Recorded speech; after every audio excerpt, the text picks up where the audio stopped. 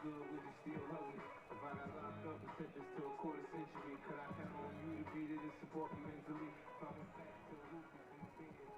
Good evening, football fans. Welcome to Allen Trimble Stadium for tonight's matchup between the Tigers from Broken Arrow and your Jinx Trojans. Tonight's officiating crew, the back judge, Mr. Matt Hart. Your line judge, Joel Hale Jr. Your linesman is Joe Hale. Your umpire, the infamous Eddie Morris. And tonight's head referee, Mr. Ronnie Robinson.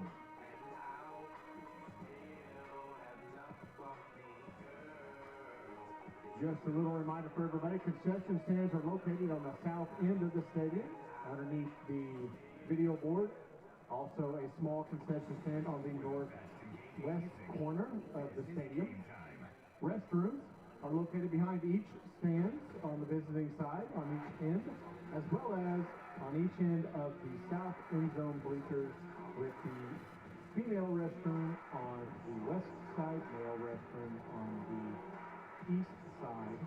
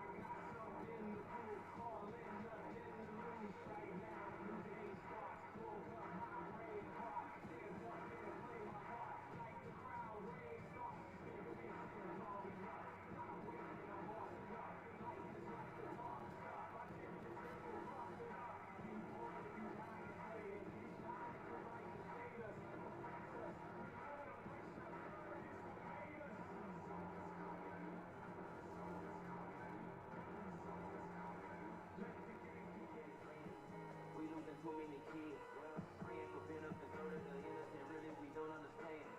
I be the real of a fan. I got the blood on my hands. I feel the pain of the mother.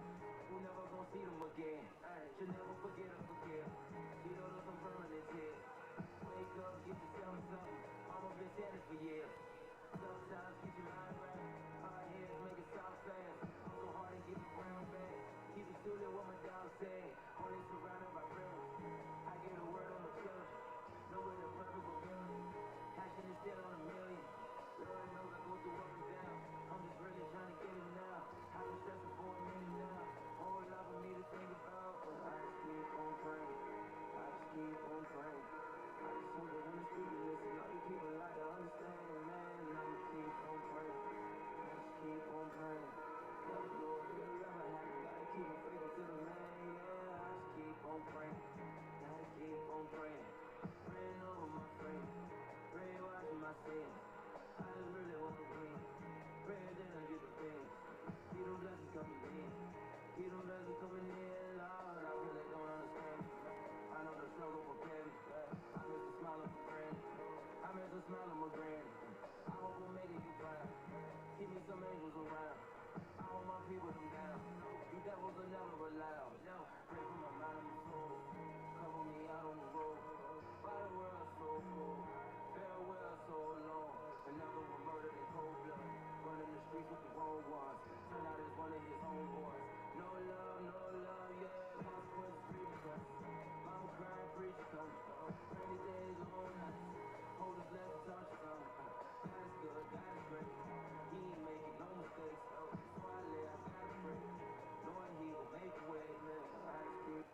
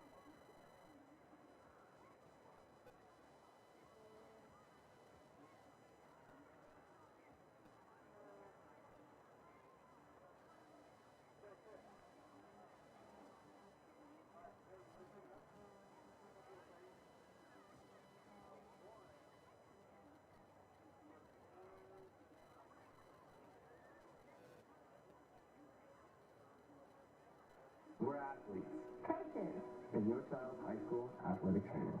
We're your friends and neighbors. And we make our home In green country. like you, we run. In fish. Hike. And lakes.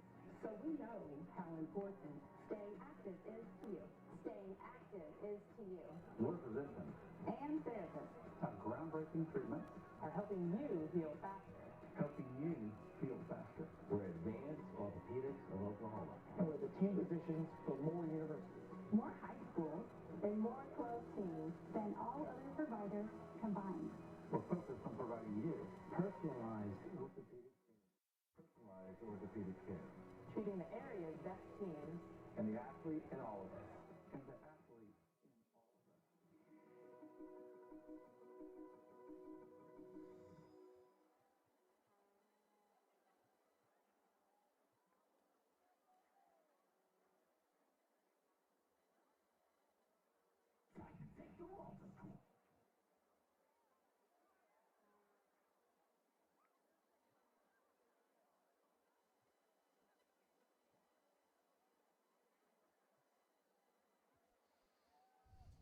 Good evening and welcome to Jinx, Oklahoma for some Broken Arrow football tonight here at the home of the Trojans. The Tigers 3-5 on the regular season, 3-2 in district play.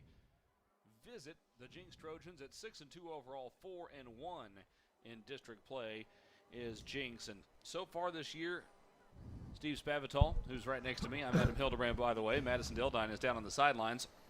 Both of these teams are yet to defeat a team that had a winning record at the time of the game. So both teams with a chance to make a little bit of a statement here tonight. I just think it's an important game to begin with. It's 4-1. They're 4-1 the district. We're 3-2. So this is going to be a real important game when we get down into the playoff situations, because it's who you play in the second round is what's really going to be crucial. Yeah, in theory, with a win tonight, the Tigers could set themselves up with a really good shot at finishing second in the district behind Bixby. Right. And so if you can find a way to get a win at Jinx this evening, that would be big, because it would effectively move the two teams into a tie in the standings. Right. But Broken Arrow would have the tiebreaker. Jinx has to visit Bixby next week. Meanwhile, Broken Arrow will host Moore for the final week of the regular season. So it's a big one tonight. The Tigers have had to deal with some injuries, Spav, over the course of the year. They've still got some guys shuffling around a little bit. We might see Dietrich Moore playing in some different positions tonight. We've seen Cooper Bates move over to the defensive side of the ball. So Will Height will probably move to the other side of the ball as well. We may see that as well. So we're going to see quite a few little tweaks, little changes, and that's a good thing.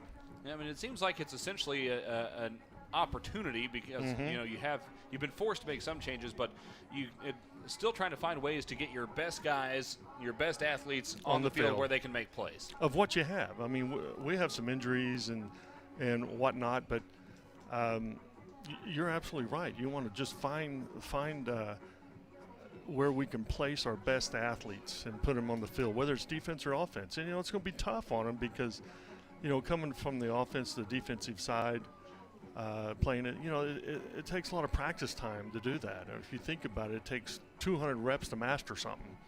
So they're going to be in a learning process, and hopefully this pays off when we develop ourselves and get into the playoffs. There's plenty to watch unfold tonight as Broken Arrow takes on Jinx here in Jinx.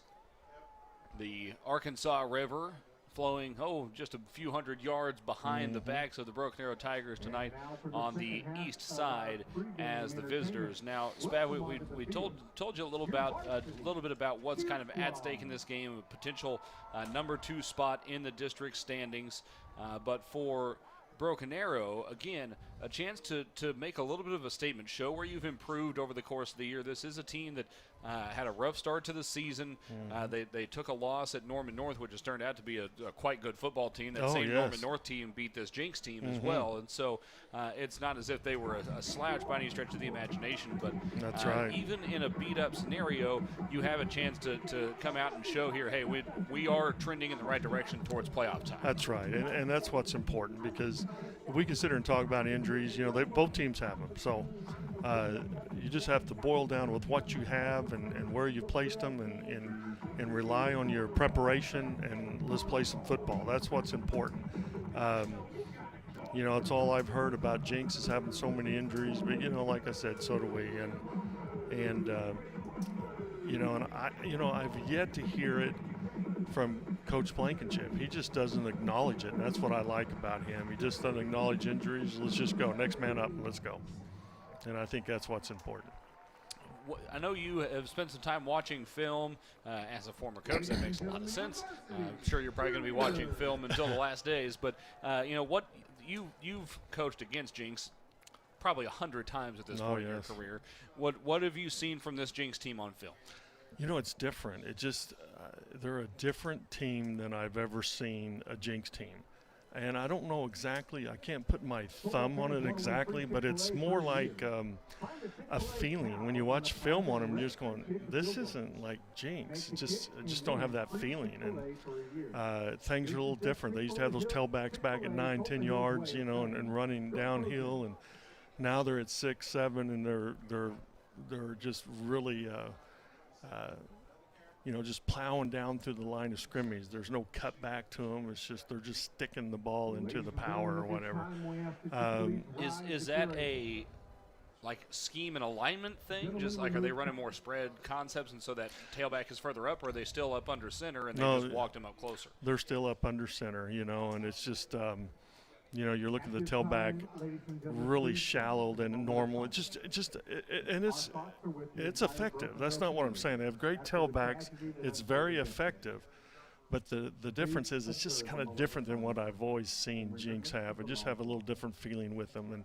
And that could be with all their injuries. It could be, their O-line may not be as strong as it has been in the past. Well, and keep in mind, this is a two-time defending state championship team that lost 4 starters to more or less the transfer portal last year. They got 3 that are now playing at Union and another one now playing at Bixby. So a lot of that top talent, and it was young talent from last year's team, is now playing elsewhere. So that'll make you switch some things up. We're going to take a short break. Back with more in just a moment. This is Broken Arrow Tiger football on ArrowVision. I got your back! I got your back! I got your back!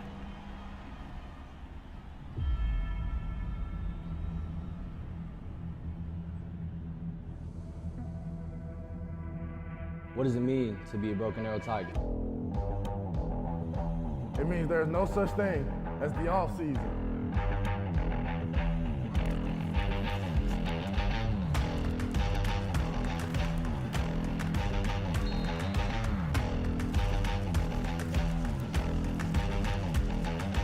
Whatever it takes. It's time for the best 30 section in the state to stand up.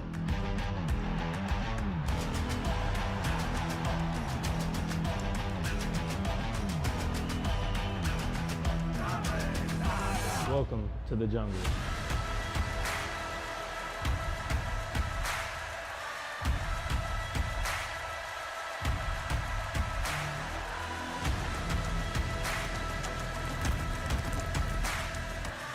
It's time to fight.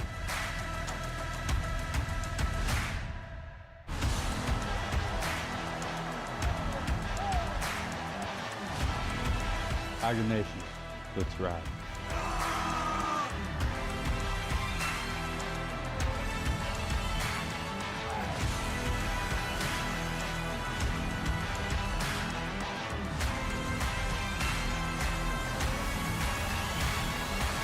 It's time to represent the Broken Arrow, Oklahoma.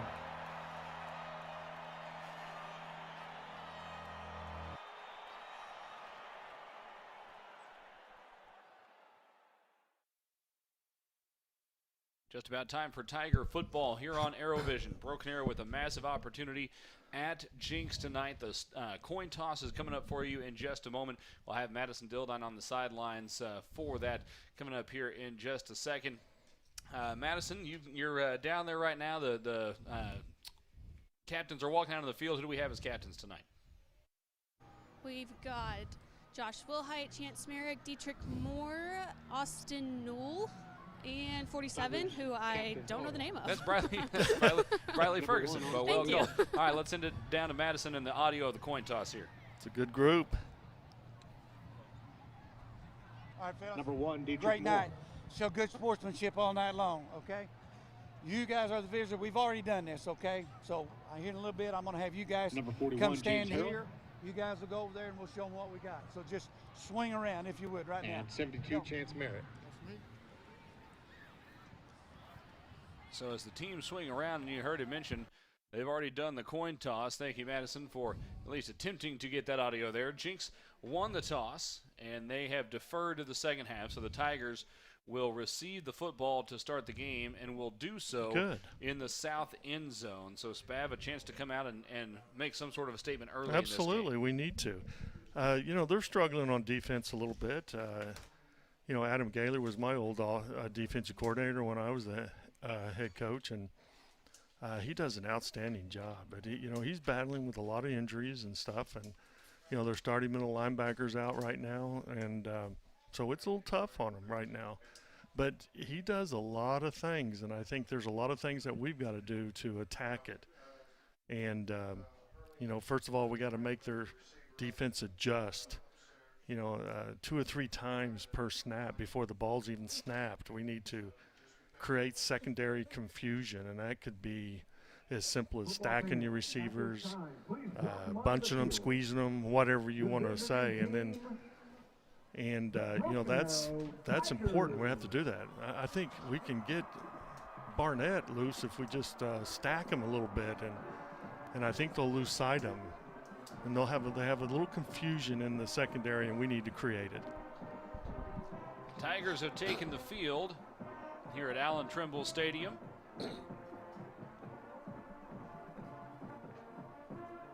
First Oklahoma Bank building lighting up the sky just across to our southeast, headed towards the Arkansas River. The Jinx Riverwalk not far from here as well, as the Jinx Trojans take the field here as well.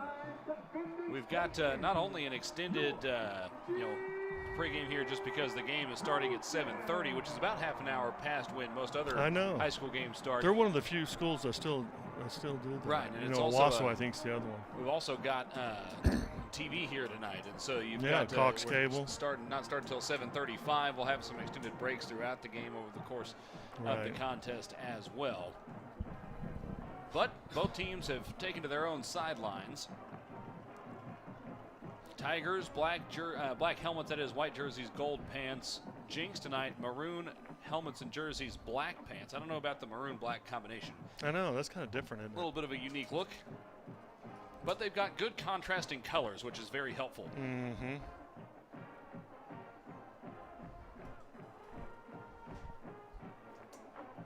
So again, the Tigers, having not won the toss, will get the ball first as Jinx elected to defer to the second half. Now, from Jinx's perspective, Spav, obviously you're in some ways buying yourself a possession because we're going to stop in the middle of this thing and then you get the ball to start the second half. So however that may fall, but for Broken Arrow, you know you're not getting the ball in the second half.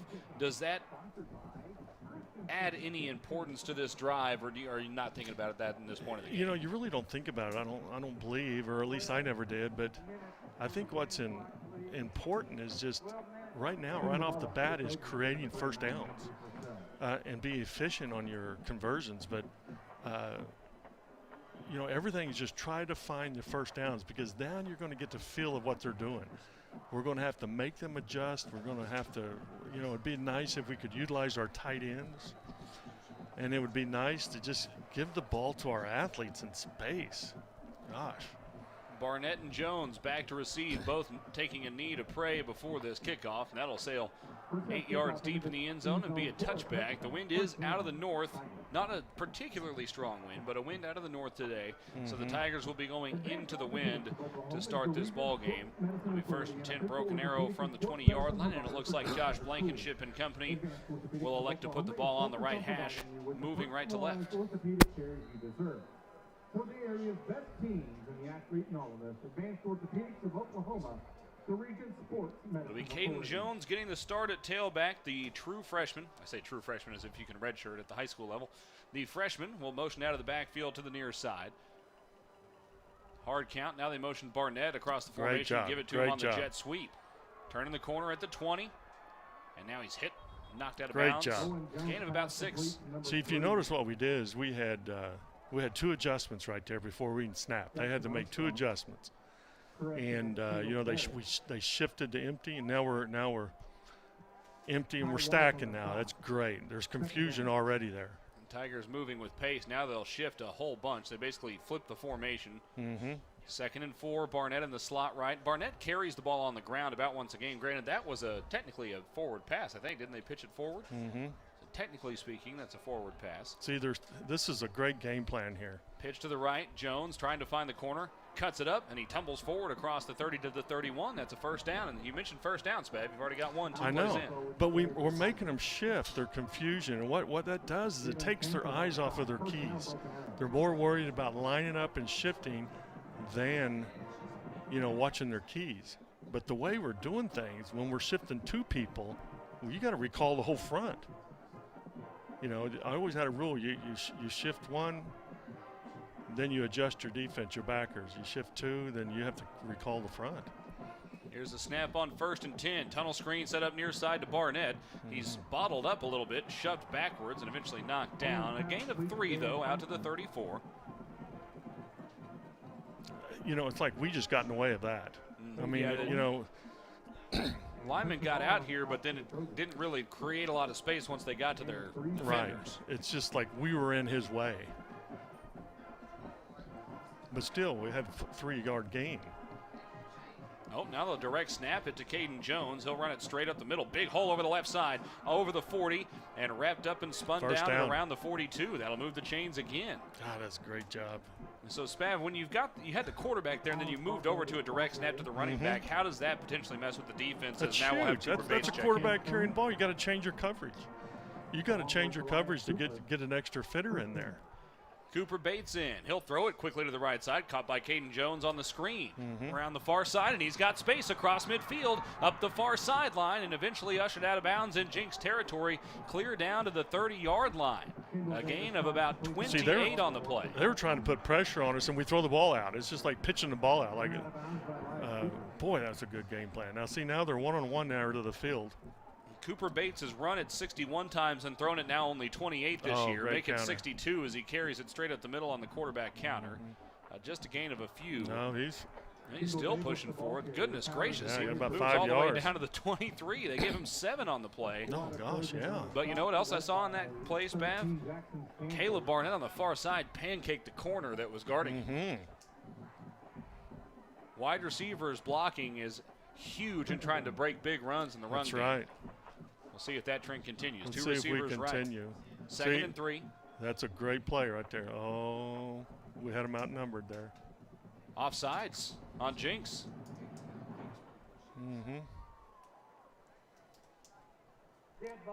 See, that's what happens when you're doing a lot of motion, shifting, trading, you know, doing things like that with your athletes.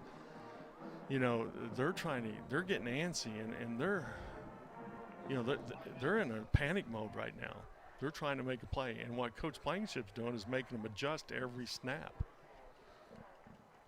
One receiver he's taking either their way. eyes off things. Look at the press coverage on Cade Matthews down here. Handoff up the middle. Caden Jones, not a lot of space that time, maybe a yard down to around the 17. It was still there. They fit that very well with the linebacker, but had a good play. It was a good play. Tigers are in the red zone for the first time tonight, and Spav, this is an area that Broken Arrow has struggled this year, punching it in once they get in the red zone. We'll see if they can make a statement here. Red zone is crucial. Pop pass to the tight end, and it's caught. Touchdown, awesome. Joshua Wilhite and the Tigers. That was a very creative offensive possession, Spav. It was. They did everything they needed to do in this game because they have a lot of injuries. And then what basically happens is their aggressive defense, we just took the whole aggressiveness away from them. You know, we dictate, we made them shift, we got their eyes off of their keys and their reads, and it was just impressive. And Spav, what I noticed about that last play is that is the formation that the Tigers had been lining up in to start just about every play on this drive, and then they'd shift entirely into something else as the PAT is up and good. That time they didn't shift, and I think it caught Jinx by surprise because they stayed in their formation, just snapped it. But see, again, that takes your eyes off your keys. You know, and that's the whole goal of when you're shifting. You got to make them shift and do things, or adjust, I mean. You have to do that. And so you can see their defense coordinator, which is mine, he's in panic mode right now because we just schooled him right then, and he doesn't like that. But, you know, as I said earlier, we need to find a way to utilize our tight ends, and we just did. That's what we need to do. When you have a kid like Wilhite that can play offense, defense, he can block, he can play fullback. I mean, what can a kid not do? That is his second touchdown reception of the year. And Spav, what I'm interested to see, and we won't know this answer for a while, but you're very much still in the scripted portion of the game plan at this point. How can they utilize all this kind of shifting and stuff after they've gotten out of those scripted plays? That's going to be something to watch later. Absolutely, and we've seen that in the past because we've set up here and we said, why aren't we doing what we did the first drive? You know, we've said that many times. But the whole concept is keep it simple, but make them adjust and make them do things that they're not used to doing because they're in panic because when we shift two people, you know, you got to recall the front. They're not recalling the front. They're just sliding the front. Well, you're going to have to do when you say recall versus slide, what do you mean? Well, basically what happens is if you have the tight end, you know, where the strength is on the line, you're going to call to that strength. But when they move that strength to the other side, and they bring two people with it, well, then you've got now the call is to the left now or to the opposite side. You've got to move personnel to the other side. Yes, because now what they're doing or what we're doing is we're creating mismatches. Back to return the kick are Jaden Carroll and Jalen Stanford. This should be obvious anytime you're playing Jinx, but both of those guys are dangerous in the return game. The kick is away. It's a squib kick. And this is bouncing around free inside the 15. Picked up, moving to his left. He's hit at the 12 and smothered down at the 13. That was Carroll on the return. It just bounced and rolled his way. That was as well as you can execute a squib. Yes, that's what you hope for when you squib it because, you know, sometimes it pops up there real quick and they get a good return out of it. But great start for us, field position. Now we have to come through. We have to do some things. We have to look at what they're going to do. If I know Jinx are going to be, you know, it depends on how they are. They're going to be in a lot of two tight ends.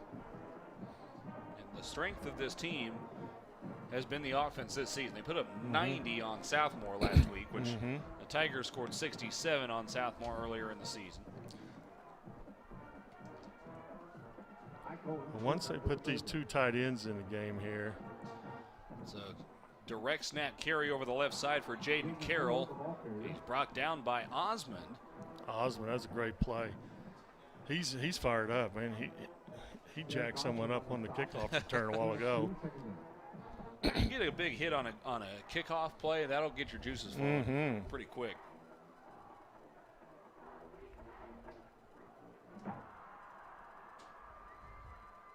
Second down, and we'll call it 8 for Jinx. From its own 15-yard line. Make it the 14. The Tigers shift the defensive front, hand off to Carroll, straight up the gut, nowhere to go. He stood up at the line of scrimmage and pushed backwards. Dietrich Moore leading the way amongst others. Looks like big Shane Wyatt in there as well. And it's 3rd down and 8 now for Jinx. That's a consistent push up front over these first couple of plays that we've not seen a ton this year from Broken Arrow.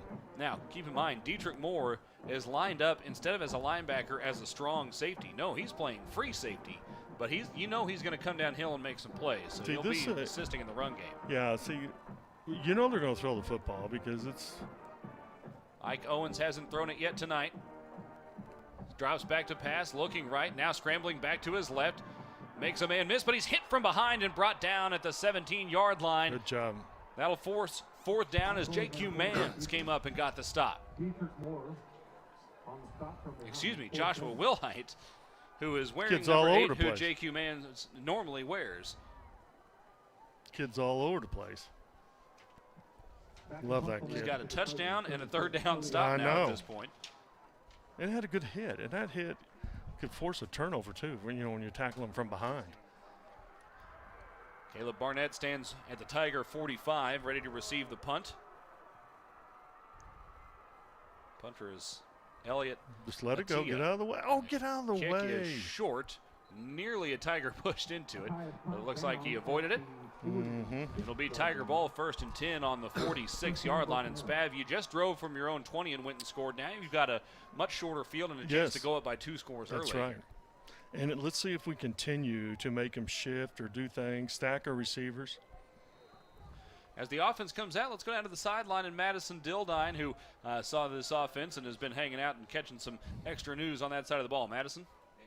Yeah, guys, I was actually able to listen into the entire sidelines, and it is electric over here. These guys are definitely pumped up. Our defensive players were saying, that's how you set the tone. Oh, good stuff. Do it all night. Nate Jones on the direct snap, straight up the gut, and he is gone into the Jinx night. Touchdown, Broken Arrow. That's so cool.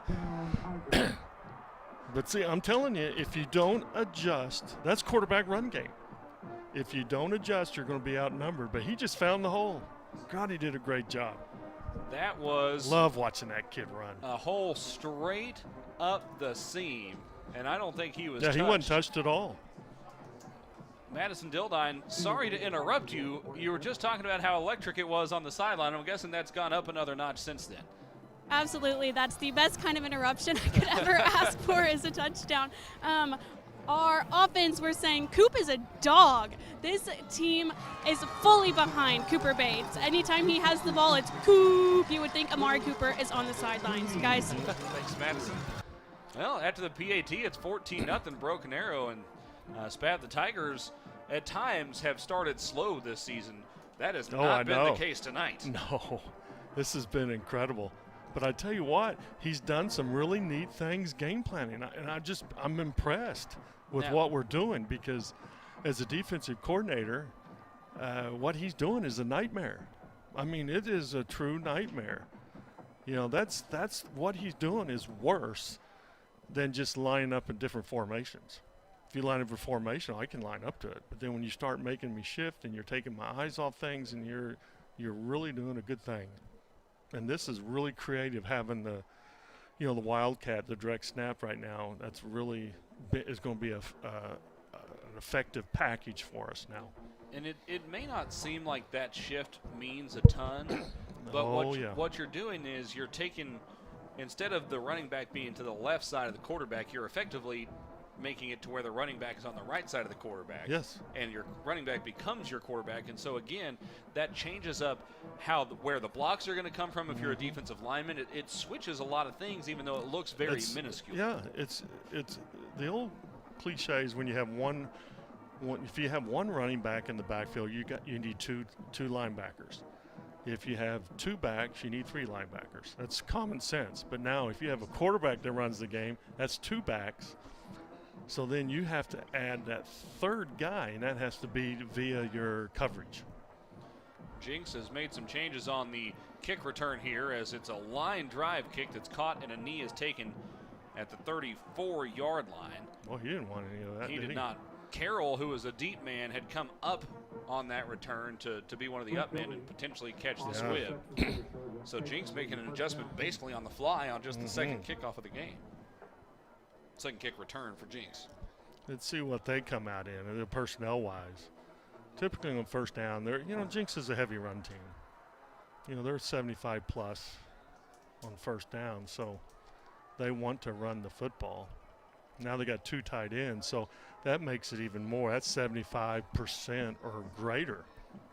Motion into the backfield. For running the ball. Little jet sweep, but a pink flag is down and a false start against Jinx. And we were talking to a couple people before the game, Spad, that said penalties have been a problem for this Trojans team this year. We've seen 2 here in the early moments. The biggest thing they were talking about mainly is personal foul penalties, which, late hits or, roughing or something, just aggressive penalties sometimes. Well, and false start in particular, as opposed to illegal formation. False start it's a much more minor penalty, but it's also a discipline-based penalty. But still it puts you 1st and 15. Yeah. You know, and of course they want to run the ball with 2 tight ends. Now, of course, they have just one now, so a lot of this is a pass formation when you get 11, trying to get the wheel route there, and it's open. He's got the wheel route to Carroll up the near side, caught at the 40 to the 25-20, and he'll go all the way to the end zone. That's taunting, and the flag comes down clear back at the 10-yard line. I think that's going to negate the score, Spav. It does. It does. Carroll's got to be smarter than that. I mean, he threw up the peace sign a la Tyreek Hill at about the 15-yard line.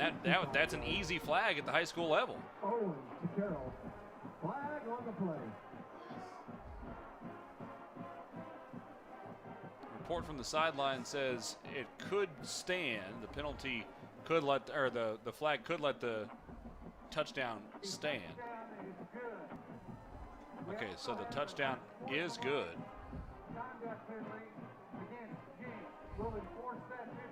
The unsportsmanlike conduct penalty will be enforced on the kickoff. PAT unit is on for Jinx. That was a pretty straightforward wheel right out of the backfield. Yeah, ran right by the and defender. we used to call the Jinx special because they do it every game. You know, and with success apparently. With that wheel route. Oh yeah, they used to run it with Kewan Jones and a lot of players that I was with. You know, Bobby Klink and Calamus, those guys. It was tough play to defend. Tough play to defend. And because a lot of it is, Calamus ran the football. Oh man, he was one of the best in the trying business. to take him down. Oh boy. Well, Jinx is on the board at 14-7. Broken Arrow with 6:31 to play in what has been an eventful first quarter. And Spav, last week the Tigers trailed 14-0, came back and won the game. Start out 14-0 in this game, so you got to kind of try to flip the script on last week a little bit, make sure you keep yourself out in front. What's going to help is Jinx is going to have to kick off from its own 25-yard line here, so you should have pretty solid field position. Right, and that's important because the way he's kicking it, he's a good kicker. You know, he's kicking out of the end zone, but we should get a pretty good return here because I know he's kicking with the wind. Returns have not been a strength of this unit. 12.2 yards per return is all the averages this season, which is frankly not good. Yeah. But the way it's kicked here, if you get enough on it and it's caught at the 5-yard line, that is a whole lot of room with which to work. And so that could play into the Tigers' favor here. Exactly. It'll be Jones and Barnett back to return. Expect a return. Let's go. I mean, the thing that we need to be thinking about is we're going to return this thing. No penalties. Let's get ourselves where we need to be. Set up your wall or whatever you want to do. Andrew Purcell is the kicker with it teed up at the Jinx 25. And number 20, Alan Scarborough. Kick is away. It is a high end-over-end kick. Back to get it is Caden Jones. He'll bring it out across the 20, running it right side through a seam across the 30, and he's arm tackled at the 32. If he's able to break that through that tackle, he might have gone the distance. But still a decent return. You're a little bit out past the 30-yard line. Well, we missed a few blocks there, as you can see, and it just kind of forced us to run where we didn't want to run. But we still have a good return. We're on the 30, 31, 32. Well, the last Broken Arrow offensive possession lasted all of one play. Cabry Harrison at tailback. They motion the tight ends right to left here. This is a little more of what we're used to seeing from this Tiger offense. Handoff to Harris, looking for the cutback. He's wrapped up around the hips, falls forward for a couple yards out to the 34. Getting the cutback going. Tigers moving with pace. Now here's that formation we've been seeing. Trips, bunch left. And we're stacking them. Now there's only one. Look, see how confused they are? Yeah, the defensive linemen are trying to figure out what's going on. Cooper Bates will take it himself straight at the middle, but a great individual play made by the defensive end on the near side. And that's because they weren't even lined up. And, you know, they're running all over the place now. That was Milton White who came through and made the individual stop. Really with not a lot of other help on the defensive line in that case. I know. 3rd down and 8 here for the Tigers. 2 receivers left. Oh, see, they're not even lined up. See, we're doing a great job Screen there. to the near side, but it's dropped. God. Hit Cade Matthews in the hands, and it was set up well. Man. What a great call, too. You see him scrambling. See, we're confusing them, and that's what you want. But the thing is we're You got to capitalize on it. Yes. I mean, every play there was confusion on them. And now what happens is they're in the wrong place when, you know, you don't want them, and they end up making a shoelace tackle over here, and then we drop the ball. So we're kind of making our own problems. Punt is away. That's Nice a good punt. kick into the wind. It's a fair caught at the 26-yard line. That's an excellent kick. That was against the wind, too. Marking down at the 25, yeah. Against the wind, and big, high spiraling kick. That's a very nice punt. The Tiger defense got a 3-and-out on the first drive of the game. Last drive of the game, they had the big play on the wheel route out to Carroll, and so we'll see if the Tigers can settle back in defensively here. You got to look at their personnel groupings to let you know what they're going to do. Jinx is really big on their personnel groupings. And if you're to the side where the tailback is and there's no receivers out on that side, you've got to be – you got to have your eyes on that tailback thinking there might be a wheel route coming. That's right. It's an empty set here, 2 receivers and a tight end left. Here's the snap, wants to throw. Looking left, throwing left, it's caught at the 31 and just hit hard out of bounds. That was Dietrich Moore on the hit. See, they're doing things a little bit different now. I'm trying to figure out their personnel groupings because that was 11. They're using 11 personnel with 1 back and 1 tight end. Blake Bilby on the catch for Jinx. 2nd down and 3 coming up. 2 receivers on the wide side. Handoff, left side. Undercut, nice brought play. Down for a gain of about 3. Dietrich Moore on the stop. That was Jalen Stanford on the carry that time. And they give him the 1st down after the gain of 4. Getting good for a Trojan. 1st down and 10. Gain of 3.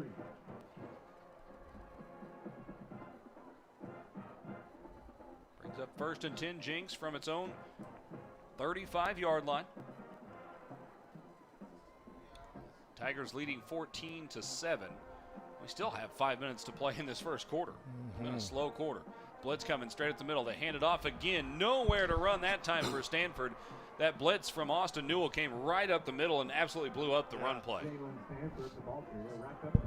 It's like they knew I was coming on because, you know, 2 tight ends says they're going to run the ball. I mean, it's going to be 75% of the time or more. They're going to run the football. Now 2nd and long. You know, this is a 50-50 type down. You just got to see what they're in. See, they're still in 12 personnel, so they have 2 tight ends. So this is a highly run formation. There's a play action. Throw it here, passing near side. It's caught at the 41-yard line, pushed out of bounds around the 43. That's a gain of about 10 on the play. It was Scarborough there in coverage. On the catch that time was Ty Walls. 3rd down 2, Trojan. That was a good ball, throwing it to the field. So it's 3rd and 2. 3rd and 2, and the Tiger defense has been pretty solid in 3rd downs, 40% allowed this year. And they're a huge run team. You can see they got 2 tight ends in the game. So this is huge run. This is I formation too. So you got 2 tight ends and a fullback. And they're shifting.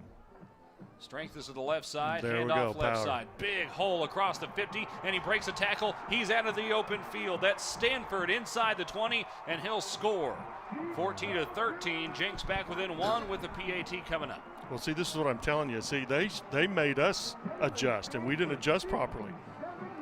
Now, I know I say that just because they scored, but what I'm saying is you have to recall people. You have to get your strength back over there because they shifted for a reason, and they ran the power right downhill. And we didn't have enough people at the point of attack. The line opened up a nice hole to begin with. By the time the fullback ran through there, he was just looking for somebody to block. PAT would tie it up. It's on its way, and it is good. We're tied at 14. Extra point is good. 3:29 remaining in first quarter. Broken Arrow 14, your Jinx Trojans 14. Well, the Tigers now with a chance to respond. After a red-hot start to the game, back-to-back scores for Jinx have tied the game up, and we still have 3.5 minutes to play here in the first quarter. Well, I got the Crazy Gates family is in the house. Oh, they're here? They're in the house. They're such good people. They listen to us, you know. But I love it. You have to be good people to listen to. Well, he's a coach, and he coaches, and he gives you a little different perspective and things, and I love it. I love it. Purcell will tee it up at the 40 this time. Number 3, Jalen Franklin. And number 20, Alan Scarborough. Franklin back to return, along with Caden Jones. Caden Jones being called Alan Scarborough over the loudspeaker in the house that his dad played in. Yeah. Kick is away. Caught 2 yards deep. That'll be a touchback. God, he kicks the ball so high. That's a great kicker there because he can kick it high. Taziki's Mediterranean Cafe is a proud sponsor of Jinx. Okay, now we got to get back on track. We definitely need to get back on track. Utilize our tight end. Let's get the ball to our athletes in space. These are things I always say. But one thing we got to do, Jinx will run the football about 80% of the time. We need to stop the run. Direct snap as there's another shift on straight up the middle. Caden Jones breaks it over the right side. He's got about 13 yards out to the 33. That'll move the chains on first down. And we've seen Spav, the screen game, be quite effective. There was a misfire on the last one, but I don't think it'll be long before we see the Tigers go back to that screen game. I know. But see, now we got 2 tight ends, which is good. Utilize your tight ends. Throws it over the right side. It is too high. That was well covered. He was looking for Barnett, but he was bracketed. Yeah. But, you know, we were running kind of a wheel route there as well with the tight end wheel. So. Broken up by number 7, Elias Cooper for the Trojans. Brings up 2nd and 10, and that's another one we may see later on because they have to honor Barnett going up the seam because of his speed. Exactly. The scissor type routes can really create confusion. You can see they walked into the pressure at that point. You notice everybody was deep and they walked into it. That'll bring up 3rd down and about 13. Siebert goes off. Matthews back in. Barnett. Sorry, that is Horrell that's back in. Split out right. 2 receivers left. Now motion from Barnett across the formation. A lob pass to the left side. Jones has it on the screen. He breaks 1 tackle, gets out of the 40, pops off another tackle, first down. And I think he's got the first down after the 44. I don't know if he went down. He jumped up like he had sat on the defender, but in any case, that was an incredible 2nd and then 3rd effort to go and move the chains and keep the drive alive. And, you know, they didn't put pressure. They didn't bring much pressure, and so that was a great call by us. And again, that screen game coming into play. Nate Jones checks in at tailback. Siebert, the tight end right. Will Height, the tight end left, who's already got a touchdown reception tonight. Matthews split left. Barnett split wide right. Owen Jones at quarterback. They shift over. They're putting pressure now. They're putting pressure. Nate Jones bobbled the football and now runs to his left. He is dropped for a big loss back inside the 40. They mark him clear back at the 38. That was not a bad snap. Jones just mishandled it. Yeah, he's not trained in it. So a lot of it is he's looking where he's running before he catches the football, you know, because we've seen what he can do with the ball. 2nd down and long. Trips right on the wide side. Actually, it's quads. There's a tight end over there as well. And now Nate Jones moves to the right side. So 5 skill players on the right side here. Now the tight end can't go out in a pattern. Jones rolling to his right, throwing far side. It's caught. No, it's dropped. James Harrell at the original line of scrimmage about the 44 had it in his hands briefly and couldn't quite keep it in there. God, that was a good play. Just got to catch that football. That was a good play. It was a good ball from Owen Jones, too. Okay, now, you know, they're going to put pressure on us now, I believe. But, you know, they got to be hesitant, too, because of the screen game. I don't know what they're going to actually do. Yeah, this screams tunnel screen to Barnett, who's in the nearest slot. He's going out in the pattern, though. Jones firing it up the right side, and it is caught by Matthews in Jinx territory. Forced out of bounds at the 41. A little back shoulder fade there for the first down. What a great play. I tell you what. Coach Gather, Jinx giving up a lot of third down conversions now. Here's Cooper Bates Long checking into the game at quarterback. Owen Jones is throwing the ball really well tonight. Oh, that was a beautiful pass. Both quarterbacks have moved in and out pretty seamlessly in this game. Two receivers left. Caden Jones left at tailback. Two tight ends right. Oh, great. See, no one's covering him. Cooper Bates will keep it himself over the left side. Cut down across the 40, down to around the 39. A gain of a couple. And there's a Jinx player down on the play. Hold the back of his left leg. I'm not sure entirely who that is. Let's take a short break here. We're tied at 14 with a minute to play here in the first quarter. This is Broken Arrow Tiger football on ArrowVision. While you are teaching someone special the nuances of keeping the wheel steady, we can provide you means for you to maintain financial equilibrium. First National Bank of Broken Arrow. First people put people first.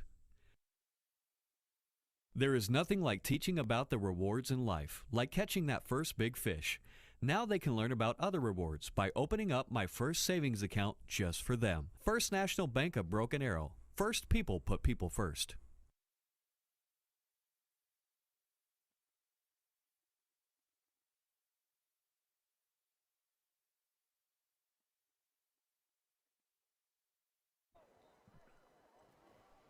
Back here at Allen Trimble Stadium, the player that was shaken up was Ty Walls for Jinx. He has walked off the field under his own power, though, so hopefully he's able to return before too long.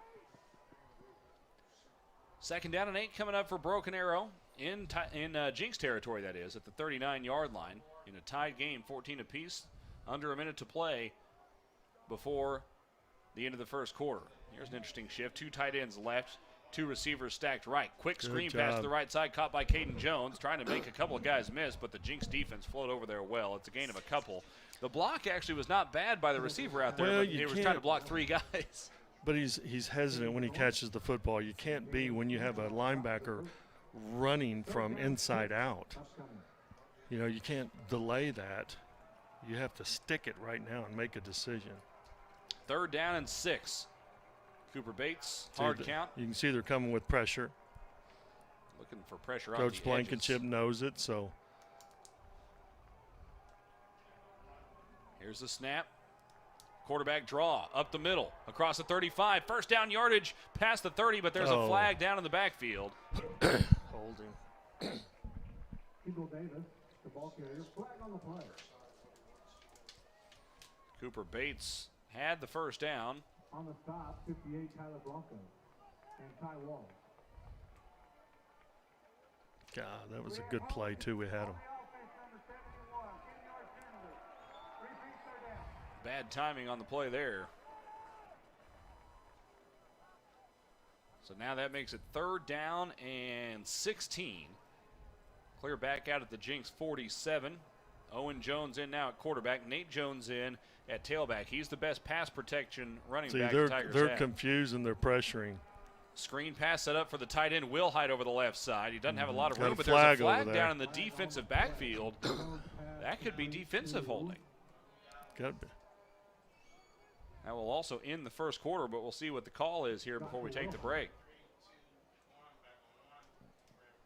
God, their defense is totally confused out there.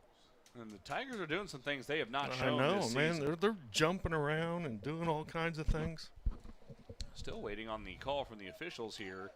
I wonder if the call is potentially affected by whether or not that ball was caught past the line of scrimmage.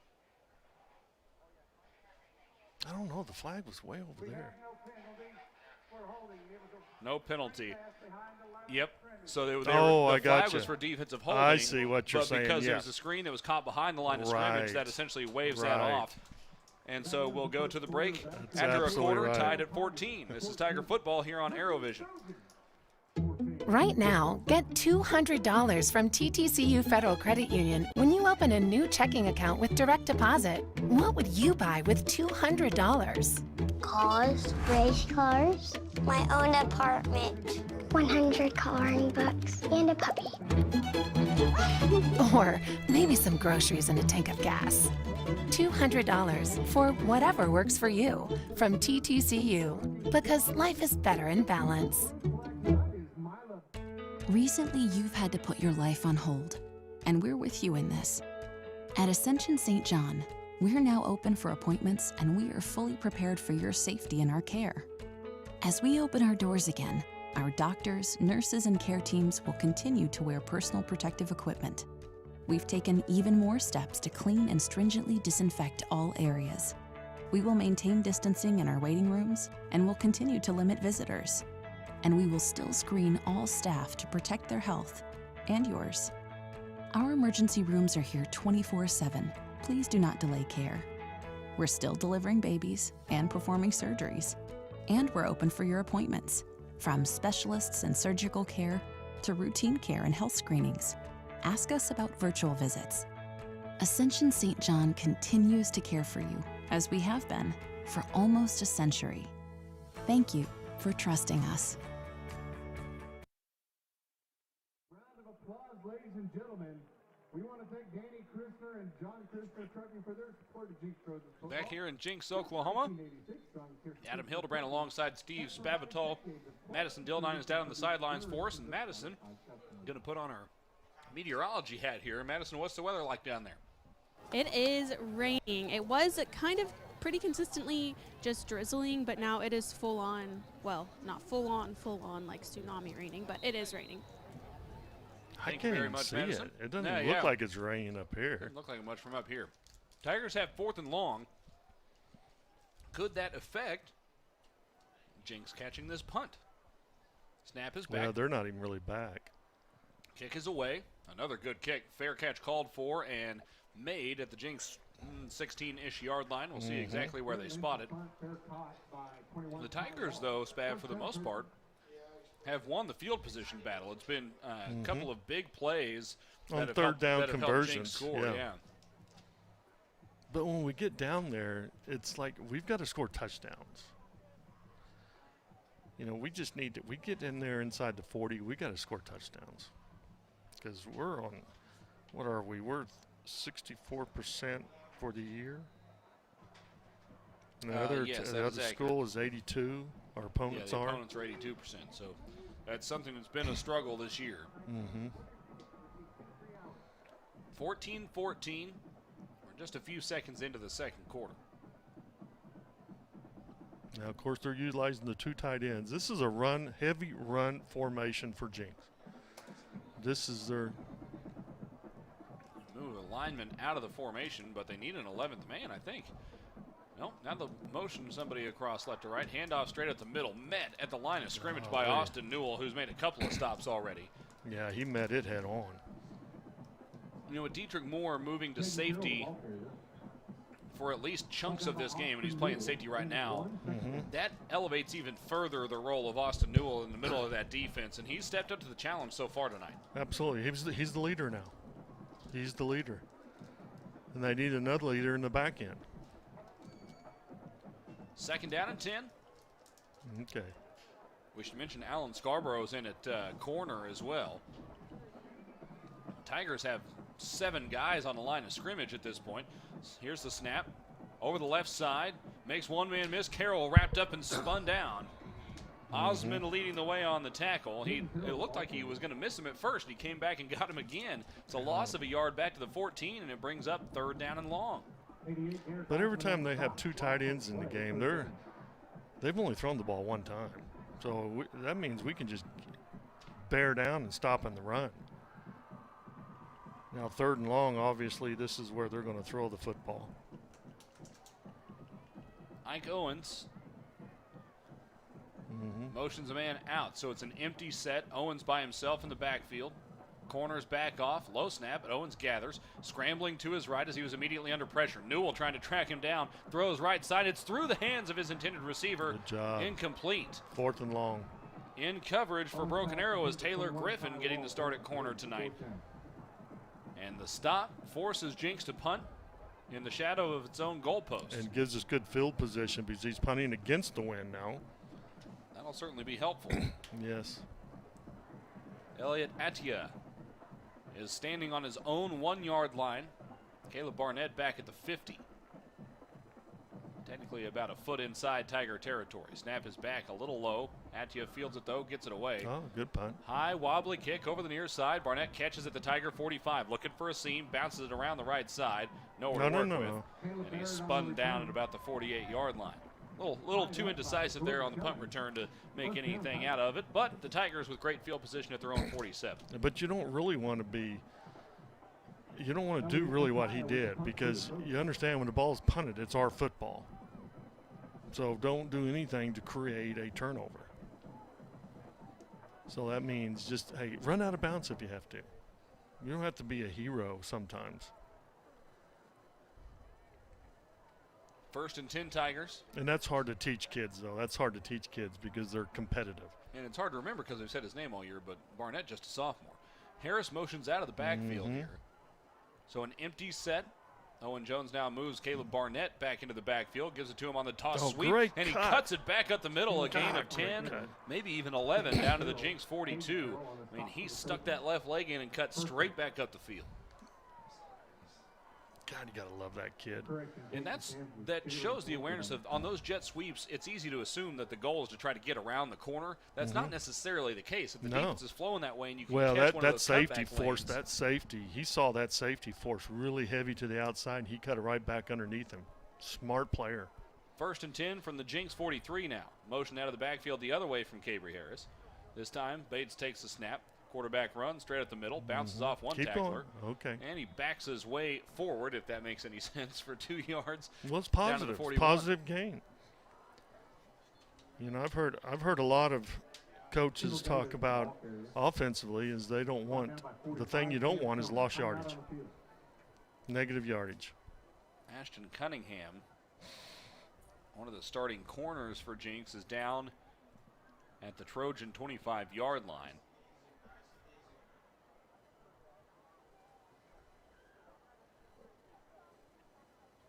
2nd and 8 coming up when we return to action. While we have a moment here, let's go down to the sideline and Madison Dildine, who's been listening in on the running backs. Madison? Yeah, guys, I was able to listen into that huddle, and it sounds like Coach Davis is making like Lightning McQueen noises because that's how fast his guys are playing. He said they don't want to tackle y'all. Just get back into your rhythm, do your job, hit it, and go. I think what you mean to say, Madison, is ka-chow. I only know that because I have 4 kids, and I watched a lot of Lightning McQueen, or as my now 2-year-old used to call him, Lightning the Queen. What do you call it? I've never heard of this. Lightning McQueen from Cars? Surely you've seen Cars. Oh, You're a yeah. grandpa. Yeah, you've seen Cars. Okay. They have a Cars World at Disney World, too. You've got like an animatronic Lightning McQueen talking to you. What was that again? Let's go down. Hold on. After this play, we've got to revisit the sidelines here. Direct snap to Cooper Bates, right side. That's it. Come on. That was more of a power over the right side. A gain of about 3 brings up 3rd and 5. Madison, give the world that sound effect you just made. It wasn't a ka-chow. It was more like a meow. Oh my gosh. Love it. That's crazy. 3rd down and 5. That actually, I can picture Coach Davis saying that in my head too. That sounds like something he would do. Yeah. Quad left now with the formation shift. Handoff Cabry Harris, pulling a couple of defenders forward for a gain of about 2.5, down to near the 35-yard line. That seemed like a 4-down territory type of play on 3rd down. You know, it would to me. Well, in that field, we walked on that field. Yeah. That field is hard as a rock. It's like concrete down there. It almost feels like the old Astro turf, and that's going to get it's really such an slick old as it turf. gets wet. It's such an old turf. 4th and 2.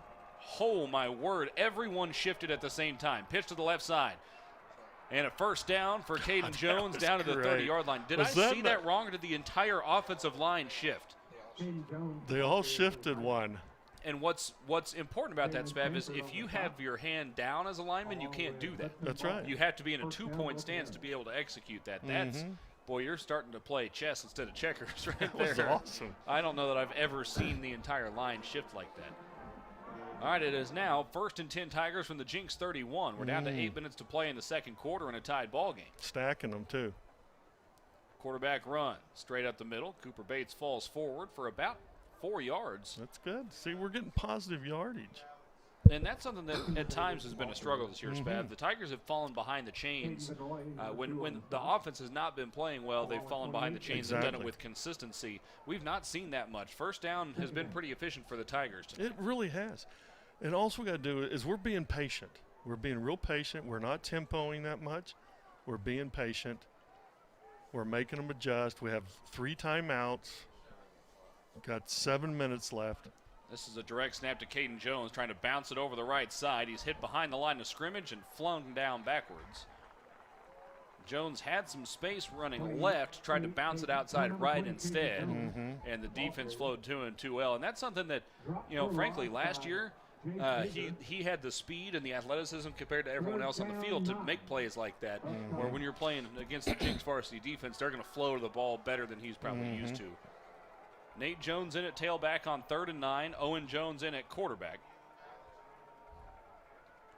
Matthews wide left, Barnett in the slot left. And a timeout taken from the Broken Arrow sideline. Well, they were panicking too because they had 2 tight ends in the boundary here, and they weren't lined up properly to it. So I can see Coach Gaylor is a little beside himself over here.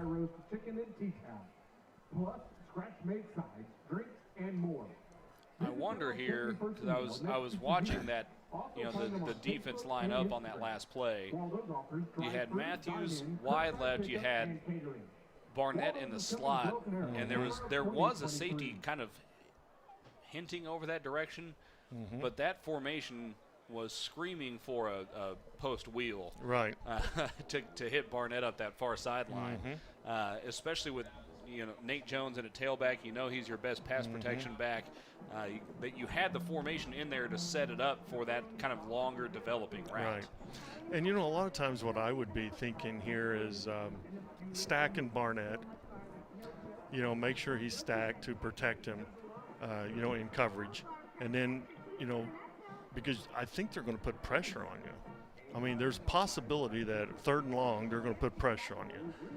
You can still throw vertical here, enough vertical game, but there again, I'd stack Barnett and find a way to get him the football. But here again is 4-down territory too. Yeah. So here we are, 3rd and 9. We don't necessarily need to go to the house on this and make it 4th and 9, if we don't get it. So my whole deal is find a way to give it to some of these athletes in space, because I think they get confused in the back end. I mean, they're confused in the front end half the time too. 3rd and 9 from the Jinx 30. Hard count. Now the motion 2 tight ends to the left side. All 5 players on the left side of the formation. Jones takes the snap, looking There's left, pressure in his face, throws it left side, and a leaping catch made by Matthews inside the 5. He lost the football at the 1-yard line, and Jinx recovers it, I believe. No, in the end we zone. got No, it. We got it. Matthews got back on it. Touchdown, Broken Arrow. Great play. Golly, that was awesome. I mean, he made a great catch to begin with. Made the catch. Outstanding. Trying to fight his way through a couple defenders into the end zone, dropped the football, and then somehow got back on it. I thought the Jinx player had gotten on it. It was close. Again, a 2nd and a 3rd effort play results in a score for Broken Arrow. But they did exactly what I didn't think they would do. Let's go to the house on the ball. I was thinking it's 4-down territory, Just snuck it in that left upright. 21-14 Tigers, 6.5 to play before halftime. There we go. And again, Spav, you respond to adversity. I mean, Broken Arrow was up 14-0. Jinx kind of took all the momentum back, scoring 14 straight, and now you go right back on top. That was a good drive. I really enjoyed that. I mean, the way, we're talking about it when they're getting out of their script mode. Well, he's out of the script mode. but he's still doing things differently and making them adjust and do that. There's so much confusion on their defense. It's incredible. And there's not quite as much shifting from what we saw. We saw that unique formation that we hadn't really seen this year with the trips and the bunch of arrow and the 2 receivers on the other side. Then you shifted basically everybody around. We're not seeing that quite as much, but we still are seeing other shifts, usually multi-man shifts, to try to kind of mess with the mind of the defense. Right. And it's been real effective what we're doing, because you can see that they're running across the formation trying to get set, and we're snapping the ball before they're even set and ready. Ball teed up at the 40. The wind is almost stopped, but the Tigers have only squibbed it today. This is a deep kick up the far side. It hits at the 10, bounces back in towards the middle of the field, and rolls a couple yards deep into the end zone for a touchback. Golly. That was dangerous. If that takes another right turn, that's staying on the 2-yard line. Boy. It'll come out to the 20. Now there's 6:30 left, and I'm telling you, Jinx is going to have to respond. Let's see what they do. You know, what were they doing effectively? You know, they were doing the power game. You know, they scored on the power, and then the wheel route.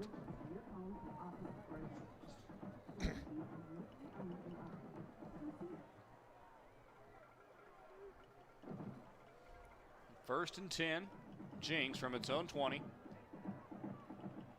2 players right, including Jalen Stanford. Handed off up the middle, and a nice tackle. Golly.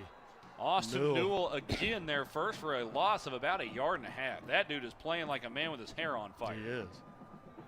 Okay, they're going to come. Personnel changing now, so this is second and long. Enter Ty Walls, who's an inside receiver. Jordan Schelling, who's also a reserve running back, will jog off. Got an equipment timeout. It was, I think, changing footballs, trying to get a football in there that's a little more dry.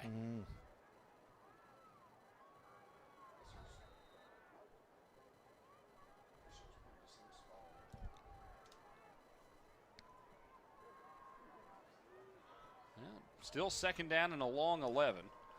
3 down linemen and 1 standing up in for the Tigers. They want to throw. Pass near side, man open. Caught by Walls at the 35 and across out to about the 39-yard line. That's a gain of right at 20 yards. It'll be a first down. That's what they do. I mean, they get in 12 personnel, 1 back, 2 tight ends. That's a run formation. They play action in. They run those deep outs, those deep comebacks. That's Jinx football right there. First and 10 now, Trojans from their own 38. Broken Arrow leading 21-14. Are they forgetting to run the clock sometimes? There's still 5 minutes and 49 seconds left in this quarter.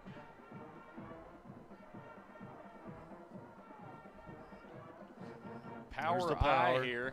Straight up the left side. Spins off of Osmond. Carroll. You thinking he was tied up. You got to know that's power. I mean, they got the fullback in the game. That's power or boot.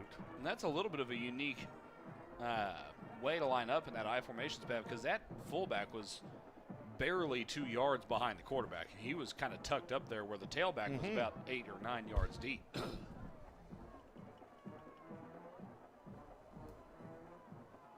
See, 2 tight ends still in the game. This is a run formation for him.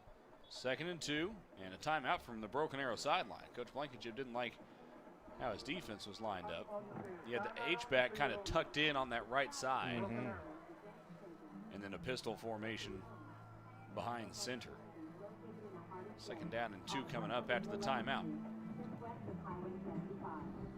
You know, Jinx has been a little more straightforward, not quite as much motion before the snap and stuff, Spav, but I know what the Trojans have done and done well in this game is getting different personnel on the field for different situations. Personnel groups, right. But, you know, they still have a tendency with 2 tight ends, they're going to run the ball 75% plus, more. I mean, they're going to run the football. That's what they do. you know, but they're mixing the formations up enough to know. But once they put that fullback back there, I mean, we need to get hooked up for the power play because that's what they've ran every time almost. You have to stop the run. I mean, this is a team that runs the ball, you know, 75% of the time. Well, when you get to the situation, when you think about it, we have to stop the run. Make them throw the football. You know, make them one-dimensional. For the first time tonight, Spav, I can see the rain that is coming down, which means it must be raining as hard as it has all evening. Yeah. Madison doesn't even have a hat or anything. I think she said she had a raincoat. No, she got a hood on down there. Does she? Okay, so you still have 2 tight ends. Power left side, and Carroll into Tiger territory across the 45, down to the 43. Scarborough getting the stop that time eventually. And Jinx, with still 5 minutes to play in the first quarter, is into Broken Arrow territory trying to get this game tied up again. Remember, Jinx gets the ball to start the second half. Yes.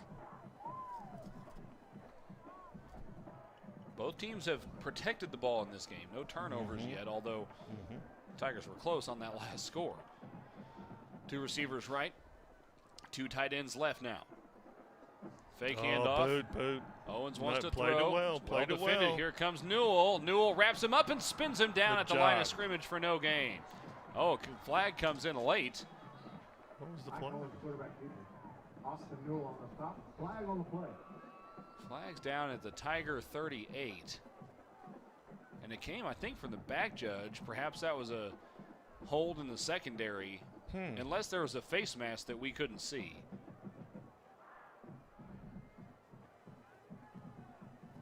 Waiting for the call from the official here. Looks like it's going to go against Broken Arrow. There's a personal foul. Whoa, what? But I'm not aware of what it was. The way he said personal foul, though, leads me to think it was something extracurricular, because he didn't. I know. If it was a face mask, he would have said personal foul, face mask. So somebody tried to sneak in something a little extra there. That's costly. Those things are so costly. Yeah, we make a great play, and then we do that. 1st and 10 now for Jinx from the Tiger 28-yard line. Yeah, 1 tight end. Handoff left side. That's Stanford breaking it back over the right side. Tripped up. Demarius Reynolds helping bring him down. It's a gain of about 5 on the play. On the stop for the Tigers, 94, Demarius Reynolds. Gain of 5, second down. Brings up 2nd down and 5. Ike Owens has the call from the sideline. Will jog into the huddle. You don't see a ton of teams that do that nowadays. Quarterback runs over to the sideline, gets the play call, runs it back into the huddle. 3 receivers left, including Bilby, who's split way out near the numbers. Here's the snap. Owens under pressure, running to his right. He's wrapped up and ankle tackled by Lane Condry, who gets the sack back at the 27. Great play, Lane. Spav, the Tigers ran a defender over to the near side late. I think they had 2 guys to cover 3 wide receivers. Then we run over there, and then he hesitated. The quarterback hesitated with it. And that's what allowed Condry to get to him. So now it's 3rd and long. Now we need to be really sound in what we're doing now, because this is 4-down territory. I think all 3 receivers went out into the pattern, and one of them just needed to stop and turn and look for the football since there was only 2 guys over there, whoever was uncovered. Yeah. 3rd and 9. Now they squeezed the formation a little bit now. Yep, trips left. Owens takes the snap. Dump pass left side to Carroll. Carroll looking for blockers inside the 25 and ridden down to around the 21. That'll be 3rd down and about 3. Newell and Scarborough combining for the stop. Nice job. That looked like, I wasn't sure, but it looked like it was unbalanced formation. I think the tight end was to the field, and then they pulled the lineman out. New personnel in up front for Broken Arrow for this play. Looks like 3 down linemen and a couple of outside linebackers here, including Derek Osmond. power formation here. The Tigers have 4 down linemen and 4 linebackers. Here's a snap. Handoff straight up the middle. He's swallowed up and pushed back for a loss. God, that wasn't a very good play call. John Brohl came through almost untouched, beat his man right off the snap and was waiting for the ball carrier. And the Tigers come up with a 4th down stop. But 4th and that was almost 4, wasn't it? I mean, why would you run that, I wonder? Well, that power play I has would be throwing the football. But that power play has been going for probably 6 or 8 yards a pop. The Tigers, though, not in the completely one-back switched like that, formations. but I mean, there. You ended up with what was almost a bare front. It was a 4-4 defense. We've not seen that from Broken Arrow throughout the game tonight. That was just I'm glad they called it. Caden Jones will take the direct snap after the shift, trying the left side. Not a lot of space. Gain of about a yard out to the 24. And Spav, what I'm wondering here, because the quarterback, when the Tigers have shifted that way, the quarterback has kind of just bubbled out to whatever side he's on. That could be setting up for a double pass at some point in this game. Good just question. a little pitch to the right side, and then the quarterback's there, and he can throw the ball downfield. Keep an eye out for something like that as we go throughout this game. It is really coming down now. I mean, we're getting water on the window, and it's an inverted angle. So it's pretty tough. It's got to be raining pretty hard to have that Well, we happen. got the 2 tight ends down, so we balanced the front. Down to a minute 15. Now we've unbalanced it. Caden Jones, right side across the 25. They're trying to strip the ball from him. He falls forward for a gain of about 5. I wonder if Jinx will take a timeout here. See, that's tough to stop, too. You think about it. That's just like a split zone, a quarterback split zone. And, it's like, again, you got to account for the 3rd and 5. Tigers could really stand to move the chains here to try to keep Jinx from getting the ball back before halftime. 44 seconds to play before half. See, they're confused out there right now. 2 receivers left. Jones takes the ball. Looking left, throwing left. It is incomplete. A diving attempt made by Matthews. Yeah, just not a good ball. Brings up 4th down and 5, and the Tigers will kick it away with just 33 seconds remaining on the 2nd quarter clock.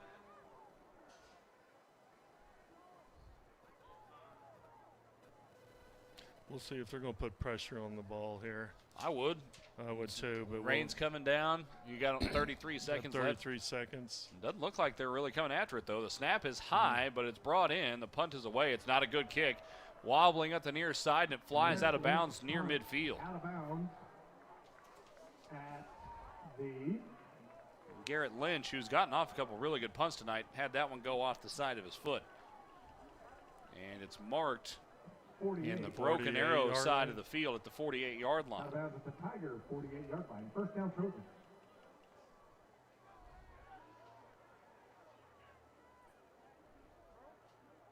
Yeah, you can see it. It's really coming down good. 1st and 10, Jinx. Broken Arrow leading 21-14. Just 28 seconds to play before halftime. Jinx does have all 3 timeouts.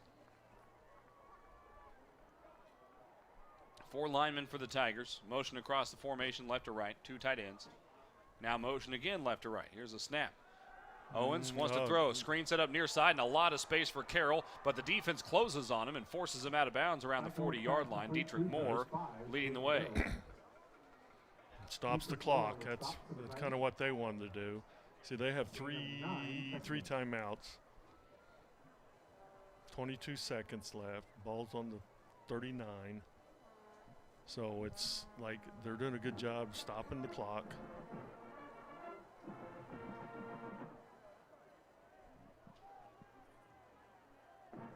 The nice thing is, because it was a screen, it was kind of a long developing play, so yeah, that's true. You ran a decent amount of time off. Now they're empty. 2nd and 1. Low snap, but Owens, or rather, that's good. Owens got down to it, running right, left. That's half. Ridden down by Demarius Reynolds. He got the 1st down, so that'll stop the clock. Yeah. Jinx has just briefly now. Jinx has 3 timeouts. I know, but it's just going to be briefly here. We have timeout. A timeout, okay. On Jinx, that's their 1st one. Clock down to 14 seconds. So how's the baseball coming? Well, it's World Series Game 1, Spav. Yep. And for those who are not at the game, we don't have an in-booth camera, but you can. I'm in my bright orange Astros jersey, so we've make no mistake who I'm rooting for in the World Series game this evening. Astros lead 5-3 in the fourth. It was 5-0, but then Verlander got touched up a little bit there in the top of the fourth inning. More importantly, though, the Tigers out to a 7-point lead and trying to take that lead into halftime. Knowing that Jinx gets the ball back to start the second half, if you can find a way to lead going into the break, that's a difference maker. That's right. I agree, and especially since they're going to get the ball first, like you said. Tiger defense is out on the field. Osmond walking over to the sideline. He's been kind of a passing down pass rush specialist off the edge.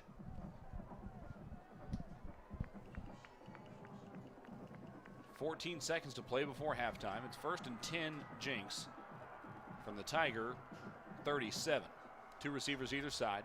It's empty, and they're max protecting here. Owens steps up. Ike Owens looking deep over the left side. Now he's pressured, running left, and now he tucks and runs it up the near sideline. Pushed out of bounds around the 31 or 32. 7 seconds. That took 7 seconds off the clock. Well, that was a little home field advantage on that one, I think. That clock stopped before he stepped out of bounds.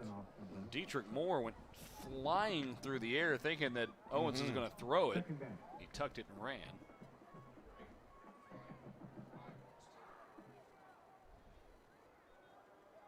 Joshua Wilhite went flying by him at some point as well. And Jinx takes another timeout.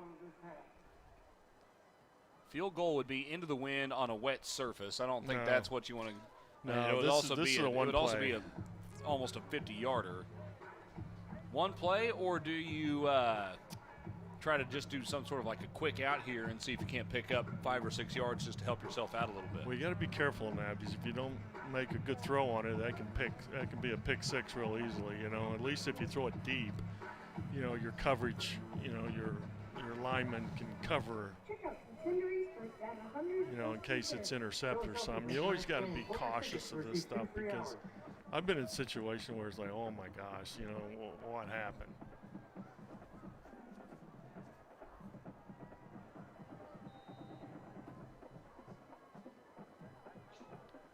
Second and 4. Now they're empty, but they're not in max protection right now, so. 4 linemen for the Tigers. Now motion into the backfield. Here's the snap. Quick pass, little bubble pass left side. He's hit and pushed out of bounds for a loss of a few. Scarborough on the stop. Yeah, it was an interesting. Maybe I shouldn't say that. I think it's got to be, you know, trying to avoid that danger on the quick out route. That was a little slower developing, but you take away some of that danger. But now you've gone back a couple yards. It'll be 3rd down and 6 from the 33. They're going to try a field goal. Boy, if you're a Broken Arrow and that looks like the case, you've got the field goal safe unit on every which way here. You're not coming at you. If you make a 50-yarder into the wind on a slick surface, then more power to you, but you got to be watching for the fake here. The flags have laid down a little bit. Timeout from Broken Arrow, and the Tigers want to talk this over and make sure everybody's on the same page. Do not run into the kicker. I wouldn't even send anybody to block this kick. If you got a guy who can leap at the line and try to get a deflection, that's great. But teams can be pretty creative on how they fake field goals. Absolutely. I mean, we've seen some great ones in the past years. This is a first half that has taken well over an hour. About an hour and 10 minutes here. A couple of extra long breaks, but also a fair amount of passing the football and a fair amount of scoring. Not a ton. It was, what, 14-14 after the first quarter, and then the Tigers are the only team to have scored in the second quarter, unless Jinx changes that here. 3rd and long, 4 seconds on the first half clock, and a 50-yard attempt getting lined up here for Andrew Purcell. Snap back, ball down, the kick is on the way. It is long enough, but it is wide left. The Tigers keep Jinx off the board going into the halftime locker room. There we And go. lead 21 to 14. Love it. Strong start for Broken Arrow. Jinx will get the ball to start the second half, but the Tigers did what they needed to do in the first half of play. Let's go.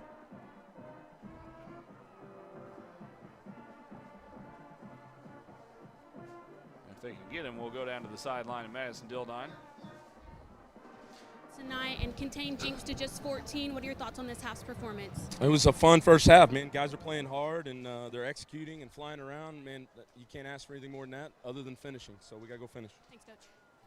Thank you very much, Coach, and thank you, Madison. And they faked me out, Spav. Madison had like a pink shirt on earlier, so she was easy to identify on the sidelines. Now with that rain jacket, I thought she was somebody else, so they tricked me there. But Spav 21-14 at the half. Broken Arrow leading. They got out to that 14-0 lead to start the game. And then Jinx was able to fight back into it. But all in all, a first half of play wherein the Tigers did some really good things. And the two touchdowns for Jinx were both you busted coverage on a long pass, and then you just got kind of out shifted on the power there. But it's just been two big scoring plays, and otherwise the defense has been really solid. Yeah, and we've had some good third down conversions, some long third down conversions. I just like what we're doing as far as the shifting, the jumping, the moving, and that is confusing them so much that it's really given us an advantage. So I hope we continue that up, and I'd like to see us really give it to our Barnett in space. I think that's going to be a crucial play because we tried to do it on the jailbreak screen. So hopefully we can do that again. But then utilizing our tight ends, that's so important because that's something that they're not going to think about either because their eyes are on everywhere except for tight ends. So we're going to need to really focus on that. I think that should be part of the game plan going into the second half. 21-14, Broken Arrow leads Jinx at the halftime break. We will take a break as well. This is Broken Arrow Tiger football on ArrowVision.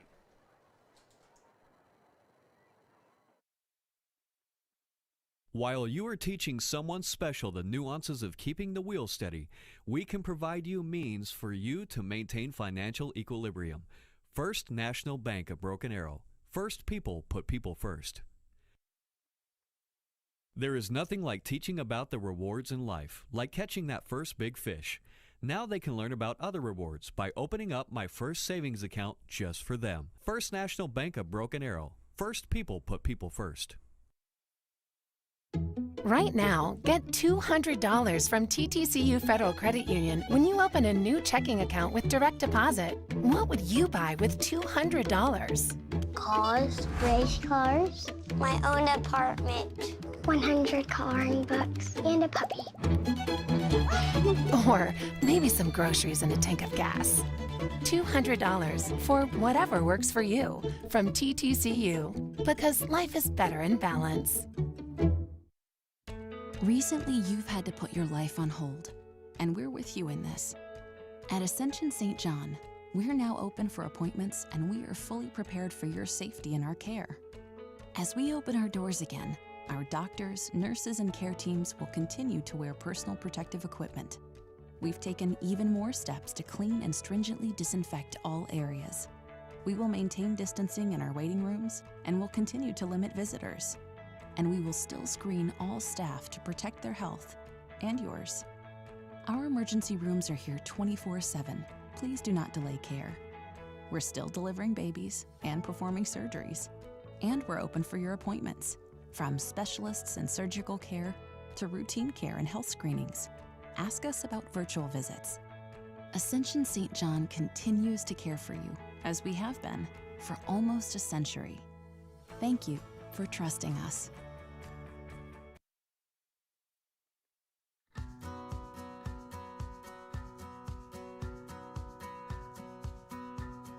Since Broken Arrow Public Schools' founding, our schoolhouses have taken on many shapes, sizes, and locations around our beautiful city.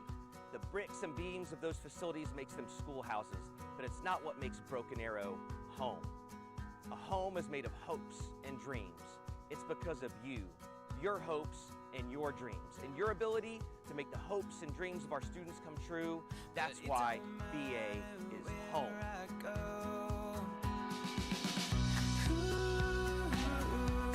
There's no place like home.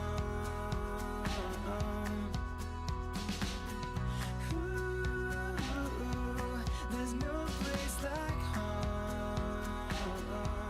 I feel it deep in my soul. There's no place like home. Take me higher, and where it's brighter, above the clouds up in the air. Show me mountains, the bluest fountains. I lose my breath and only stare, but it don't matter where I go.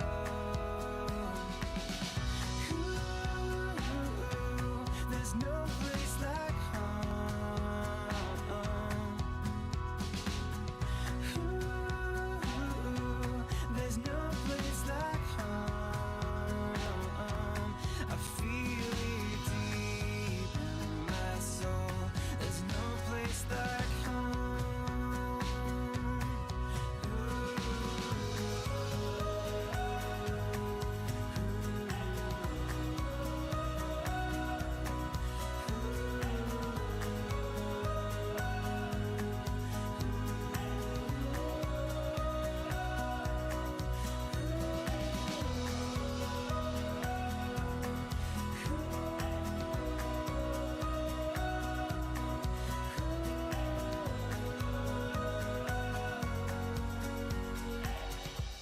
Because of you, there is no other place I'd rather call home.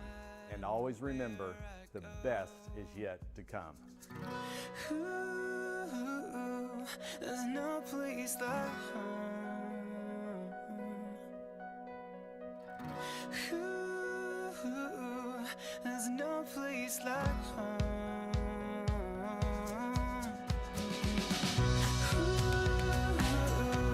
There's no place like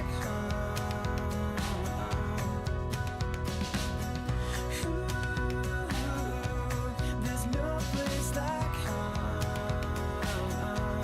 I feel it deep in my soul. I feel it, it's all I know. I feel it deep in my soul. There's no place like home.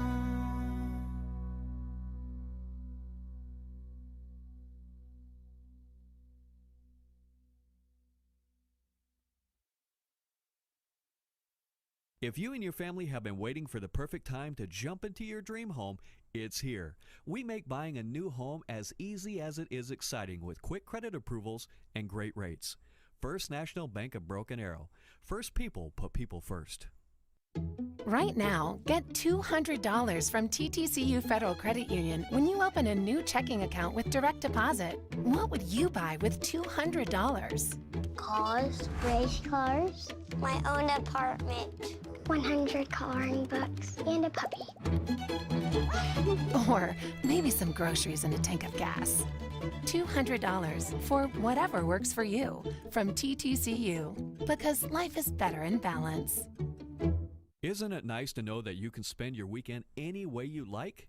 We have convenient e-bank products such as online banking, mobile deposits, mobile banking, and account alerts, just to name a few. E-bank, whenever, wherever, whyever. First National Bank of Broken Arrow. First people put people first. Recently, you've had to put your life on hold, and we're with you in this. At Ascension St. John, we're now open for appointments, and we are fully prepared for your safety and our care. As we open our doors again, our doctors, nurses, and care teams will continue to wear personal protective equipment. We've taken even more steps to clean and stringently disinfect all areas. We will maintain distancing in our waiting rooms, and will continue to limit visitors. And we will still screen all staff to protect their health and yours. Our emergency rooms are here 24/7. Please do not delay care. We're still delivering babies and performing surgeries. And we're open for your appointments, from specialists and surgical care to routine care and health screenings. Ask us about virtual visits. Ascension St. John continues to care for you, as we have been for almost a century. Thank you for trusting us.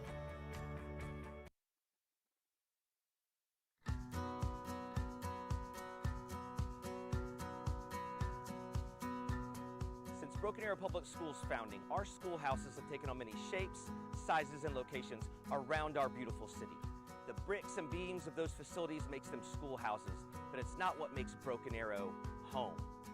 A home is made of hopes and dreams. It's because of you, your hopes and your dreams, and your ability to make the hopes and dreams of our students come true. That's why BA is home.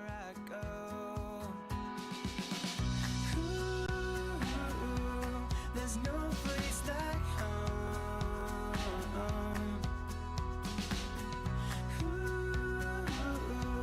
There's no place like home.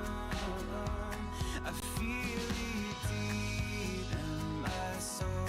There's no place like home. Take me higher, and where it's brighter, above the clouds up in the air.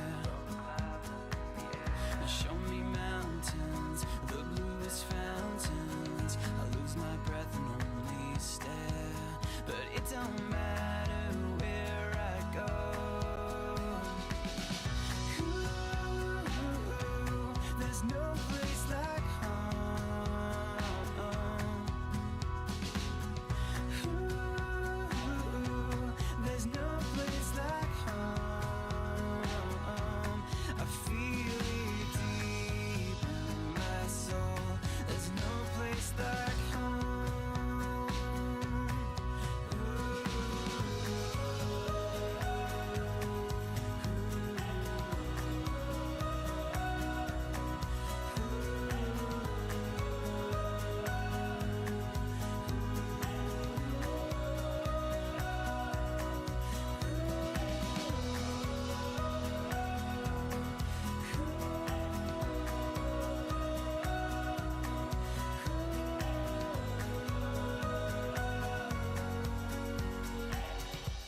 Because of you, there is no other place I'd rather call home.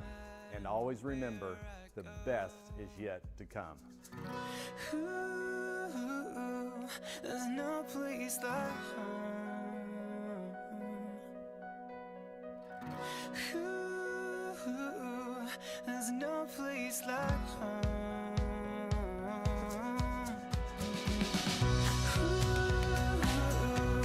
There's no place like home.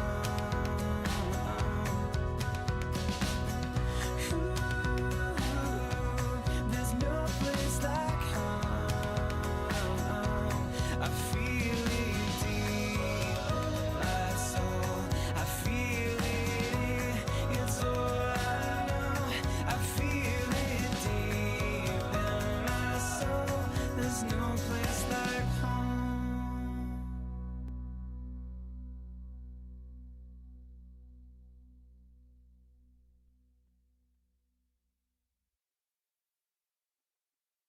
While you are teaching someone special the nuances of keeping the wheel steady, we can provide you means for you to maintain financial equilibrium. First National Bank of Broken Arrow. First people put people first. There is nothing like teaching about the rewards in life, like catching that first big fish. Now they can learn about other rewards by opening up my first savings account just for them. First National Bank of Broken Arrow. First people put people first. Right now, get $200 from TTCU Federal Credit Union when you open a new checking account with direct deposit. What would you buy with $200? Cars, race cars, my own apartment, 100 coloring books, and a puppy. Or maybe some groceries and a tank of gas. $200 for whatever works for you from TTCU, because life is better in balance. Recently, you've had to put your life on hold, and we're with you in this. At Ascension St. John, We're now open for appointments, and we are fully prepared for your safety in our care. As we open our doors again, our doctors, nurses, and care teams will continue to wear personal protective equipment. We've taken even more steps to clean and stringently disinfect all areas. We will maintain distancing in our waiting rooms, and will continue to limit visitors. And we will still screen all staff to protect their health and yours. Our emergency rooms are here 24/7. Please do not delay care. We're still delivering babies and performing surgeries. And we're open for your appointments, from specialists and surgical care to routine care and health screenings. Ask us about virtual visits. Ascension St. John continues to care for you, as we have been for almost a century. Thank you for trusting us.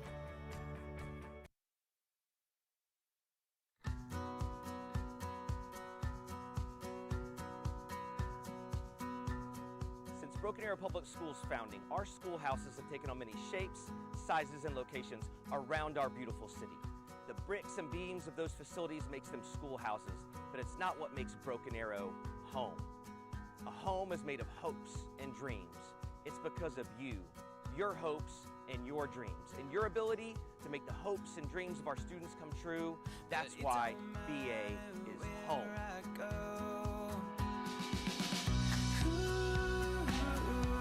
There's no place like home.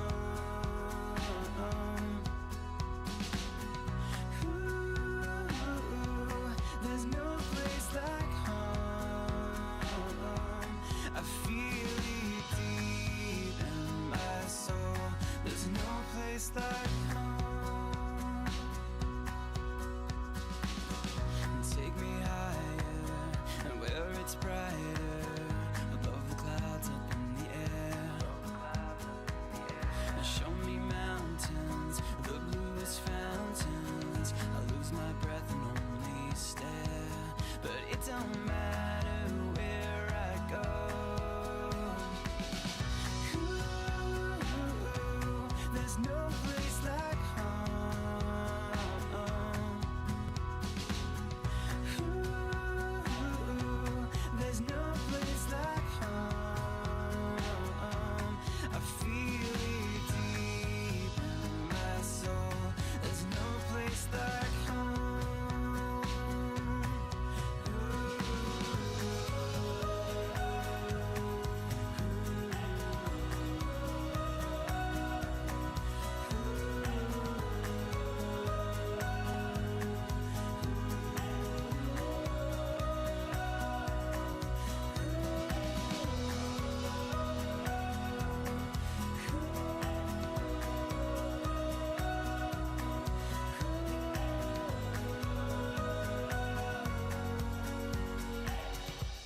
Because of you, there is no other place I'd rather call home.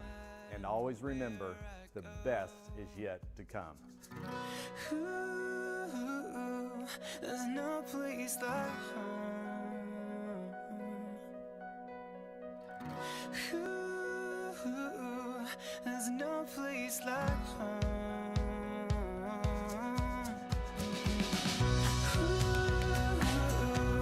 There's no place like home.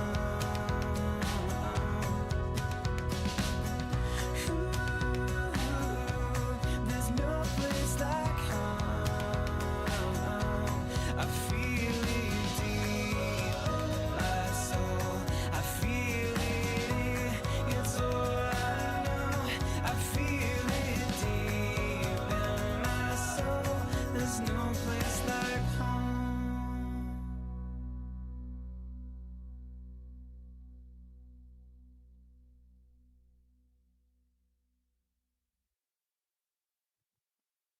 If you and your family have been waiting for the perfect time to jump into your dream home, it's here. We make buying a new home as easy as it is exciting with quick credit approvals and great rates.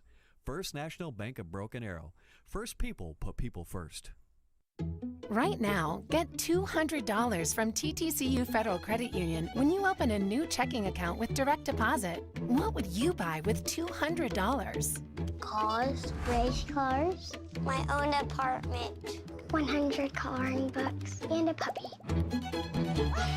Or maybe some groceries and a tank of gas. $200 for whatever works for you from TTCU, because life is better in balance. Isn't it nice to know that you can spend your weekend any way you like? We have convenient e-bank products such as online banking, mobile deposits, mobile banking, and account alerts, just to name a few. E-bank, whenever, wherever, whyever. First National Bank of Broken Arrow. First people put people first. Recently, you've had to put your life on hold, and we're with you in this. At Ascension St. John, we're now open for appointments, and we are fully prepared for your safety in our care. As we open our doors again, our doctors, nurses, and care teams will continue to wear personal protective equipment. We've taken even more steps to clean and stringently disinfect all areas. We will maintain distancing in our waiting rooms and will continue to limit visitors. And we will still screen all staff to protect their health and yours. Our emergency rooms are here 24/7. Please do not delay care.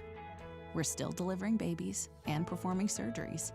And we're open for your appointments, from specialists and surgical care to routine care and health screenings. Ask us about virtual visits. Ascension St. John continues to care for you, as we have been for almost a century. Thank you for trusting us.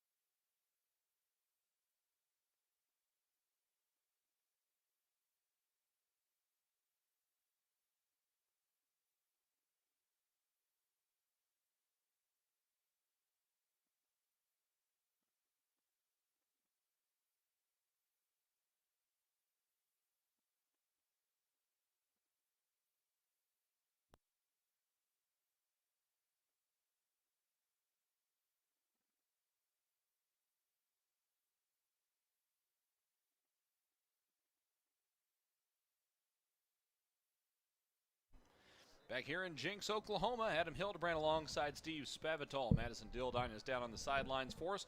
It's 21-14 Broken Arrow at the half as these teams look to stake out a third-place spot in the district standings. It'll be, well, it'll almost certainly, it's not mathematically guaranteed, but it'll be Bixby 1. Norman North has almost locked itself into the 2 spot. They need a win tonight to do so. So the Tigers and Trojans playing for third, which would be a host and then a visit to the number 2 team in the opposite district in the second round of the playoffs, should you be fortunate enough to make it there. So that is what's on the line this evening. Broken Arrow leads by 7 at the half. The weather, it would appear, continues to worsen in terms of the amount of water falling from the sky. Madison, what's our weather report down there right now? It is definitely still raining, pretty consistent to what it was before halftime, guys. What about the wind conditions down there, Madison? It looks like the flag's laying a lot more still than it was at the beginning of the game. It is for sure. The wind has definitely died down. We're just now dealing with wet turf. Yeah, and you can see the turf is shiny because the turf is so bad. Yeah, it's just it's hard. Doesn't have enough rubber in it. It's like concrete, playing on concrete.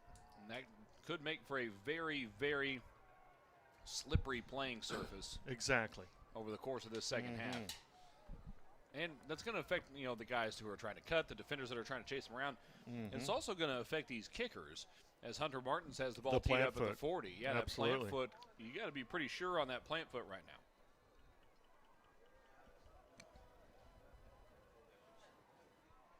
This is a crucial drive for them. The kick is away. It's a pretty good one. Caught on the near side. That is Stanford trying to get back to the hash, and he's shoved backwards. Nice. Marked down at the 14-yard line. That was excellent kick coverage from the Tigers.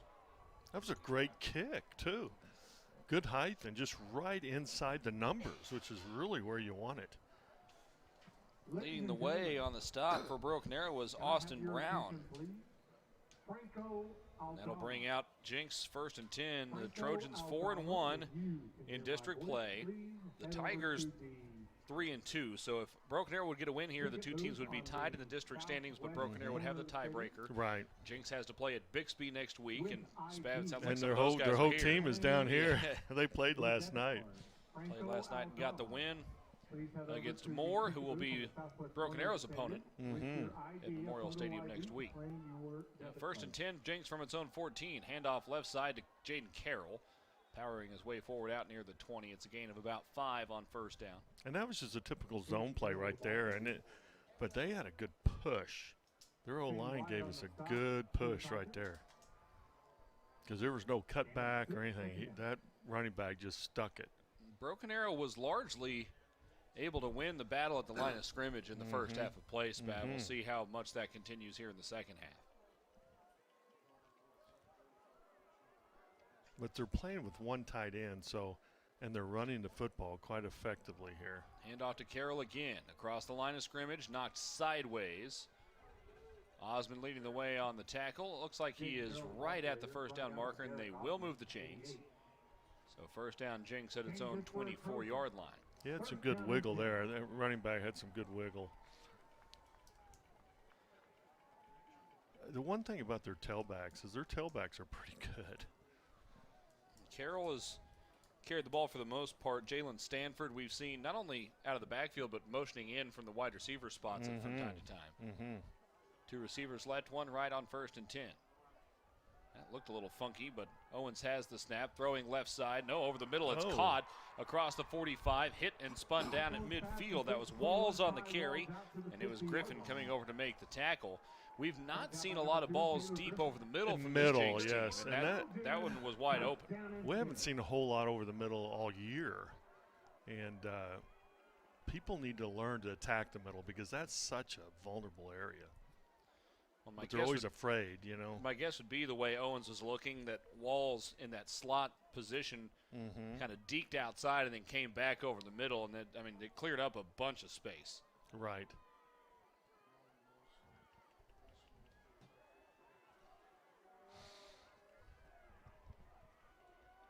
Counter play. See, they run the counter a little different. They run the downhill counter. It's really cool. How is that different? Well, instead of the back countering away and then following, typically going underneath the quarterback or whatever, he just runs it right downhill. So he gets depth, just runs it right downhill. So from the blocking scheme perspective, it's the same. Yes. But it's a different handoff. The way. It's just the way the back. See, the back is going really away from the pulls. Okay. And typically a linebacker is going to read those pulls, but now he doesn't really have a chance to read the pulls. 2nd and 6, handoff to Carroll at the middle, hit at the line of scrimmage, but bounces off a couple of guys and pinballs forward down to about the 42. It'll bring up 3rd down and 2. Will Hite led the way on the stop. He's been active on the defensive side tonight. Gain of 2. Remember, Dietrich Moore moving to safety for this game. Been playing back there with Donovan Hardaway.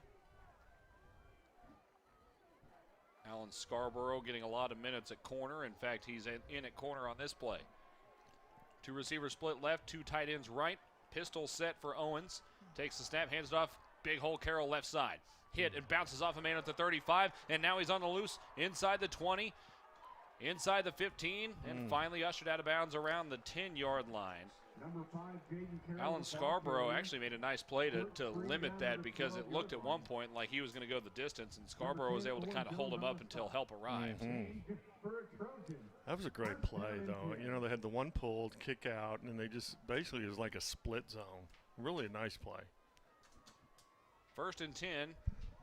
Jinx. But there again, they have 2 tight ends in the game. We've got to stop the run at 2 tight ends. Jalen Stanford checks into the game at tailback. Like right here. 2 receivers right, 2 tight ends left. That's on the short side of the field, so the tight ends are to the boundary. Here's the snap. Another handoff straight at the middle, this time Stanford. Powerful run down to about the 5-yard line, a gain of 7. Jinx is really running it downhill right now. Yeah. And they're getting that backside pull, which is really really effective right now because he's not running up the hole, he's kicking out. He's kicking the end man out of line of scrimmage. Mike Owens gets the call from the sideline.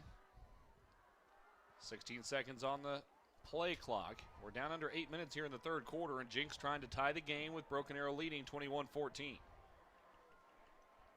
2nd and 3.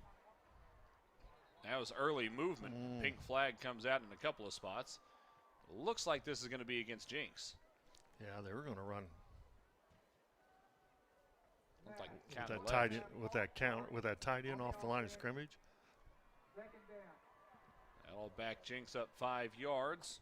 Jaden Carroll checks back in at tailback for the Trojans. See, with the 2 tight end sets, what your mindset on defense needs to be, you need to stop the run and boot. It's run and boot. You know, play action type stuff. I can't throw vertical down here, so, hey, we got to gear ourselves up and stop the run. Jinx is going to have to take a timeout here. The play clock was already down to 8 seconds, and the Trojans were just breaking the huddle, so Jinx will take a timeout and talk things over. 7:19 to play 3rd quarter. Broken Arrow led at the half, 21-14.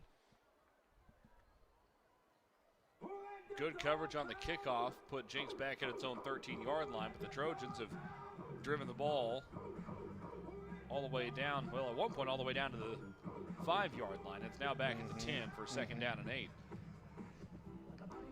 As Bev, you mentioned Jinx far enough down here at this point, they really can't throw it deep, and so you've got a chance to kind of constrict things and make it harder for Jinx to do, both to run the football and perhaps to throw it.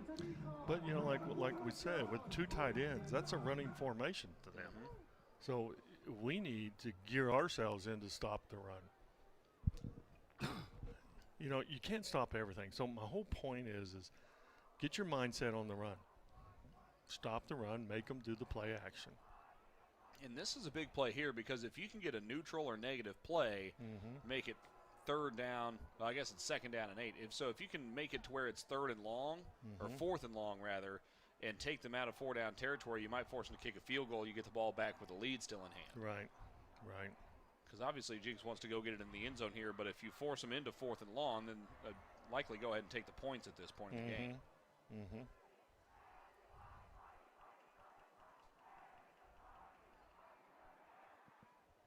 Let's see what they do here. Well, they're keeping their heavy formation here across the way from us. Yeah. What is going on here? There's 5 guys in the backfield. They got to have 7 on the line of scrimmage, so they'll shift to something. Right. Now it's an empty set with Jaden Carroll as the Wildcat. 2 tight ends, too, still. Carroll will keep it himself, running left side. He's pressured. He's spun down for a loss. Newell came through and blew it up to begin with and pushed him outside, and then Osmond made the tackle. Yeah. Great You can't play that any better. No. I mean, Newell just shot through the line of scrimmage. I don't know that anybody got a hand on him. He was so quick. That brings up 3rd down and 11. And again, Spav, we just talked about it. You got a chance here on 3rd down. If you can get a neutral or a negative play and force them into 4th and long, they got to kick the field goal. I guess they don't have to, but the field's certainly makes it more restricted. likely. The field is restricted, so we have to look at what we can do. Now, obviously, you know, they're in a 11, well, really a 10 personnel. Yeah, Stanford split out right as part of the trips on the field side. Owens takes a snap, looking left, throwing left towards the end zone. It is intercepted! Intercepted by the Tigers. Dietrich Moore got it on the sideline. God, that's Not God, 3 points, awesome. Spav. 0 points for the Trojan offense. As Dietrich Moore. God, he dove for that thing, man. That was awesome. He usually plays linebacker, and he's had a pick 6. That might have been on this field 2 years ago. No, that was at home. That was a home game. But he's just a ball player. He's just a player. I mean, we've seen Dietrich Moore in the last 2 years play obviously a ton of linebacker, play safety, play running back, return punts. I mean, he's done a little bit of everything. I forgot about that, the punts. I forgot about that. That is a big play to keep points off the board. Now, he's just an athlete. He's just an athlete. Now can you go create separation? Exactly. Nate Jones behind Owen Jones in a pistol formation. 2 tight ends right, 2 receivers left on 1st and 10. Handoff Nate Jones straight at the gut, spinning forward. Gain of a yard. You know, I tell you what, we're going to wear them down here in a minute. I just sense that because, you know, we're pounding at them. We're making them make plays.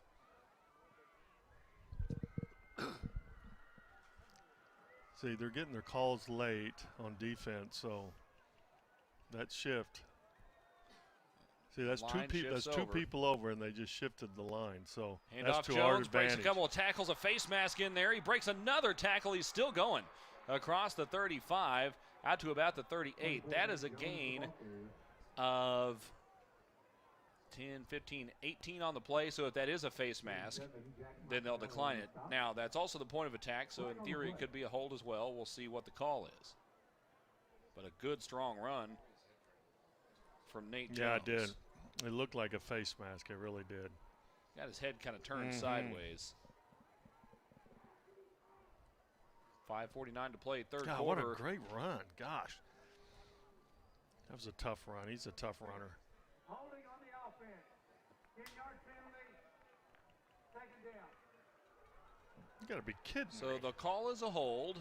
There is no foul for a face mask. And Coach Blankenship is letting his voice be heard on that far sideline. You got to be kidding me. Well, that is unfortunate for the Tigers. Moves them all the way back to the 15-yard line. Now, the positive news is the hold came 5 yards up the field, so it's only a 5-yard penalty effectively. Well, but they missed the whole entire play. It says 2nd and 15. Shouldn't it be 1st and 15? Mm-hmm. Maybe it was 2nd down? Okay, 2nd down and 15. Handoff Nate Jones, right side.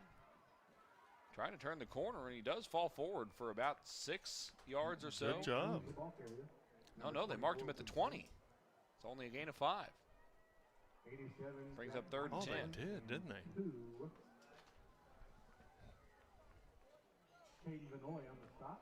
Okay. Again, this for a spot competing for 3rd place finish in the district. Shout out to the ArrowVision director, Greg Spencer, for setting me right on the district standings earlier. Had bad math, which is common for me. 3rd and 10. Owen Jones looking left, throwing left, looking for Matthews. It is broken up. There was some contact there early, and the official goes down on the near sideline. Well, then and somehow there is neither pass interference nor a sideline warning. Nor taunting. All right, well, it'll be 4th and 10. Good gosh. There was a lot going on there on the sideline. And the Tigers will have to punt it away after gaining no yards. Well, I tell you what, the officials just took the whole momentum out of a game. That's a good punt from Lynch. Hits at the 50, taking a pro Tiger bounce inside the 45. Slowly rolling all the way down just outside the 40-yard line. And a decent punt there from Lynch into the wind. Let's go down to the sideline of Madison Dildine as the defense prepares to come out in just a moment. Madison. Yeah, guys, Dietrich Moore was electric coming off of that interception. He said, I just jumped up. I was excited. Coach Amon was saying, one series at a time. Don't give them anything cheap. Make them work for it. Adam. Thank you, Madison. And Dietrich came up a little hobbled, it looked like, for a moment. Glad sounds like he's okay. We will take a break. Broken Arrow leads Jinx 21-14 with 4:19 to play here in the third quarter. This is Tiger football on ArrowVision. While you are teaching someone special the nuances of keeping the wheel steady, we can provide you means for you to maintain financial equilibrium. First National Bank of Broken Arrow. First people put people first. There is nothing like teaching about the rewards in life, like catching that first big fish. Now they can learn about other rewards by opening up my first savings account just for them. First National Bank of Broken Arrow. First people put people first. Right now, get $200 from TTCU Federal Credit Union when you open a new checking account with direct deposit. What would you buy with $200? Cars, race cars, my own apartment, 100 coloring books, and a puppy. Or maybe some groceries and a tank of gas. $200 for whatever works for you from TTCU, because life is better in balance.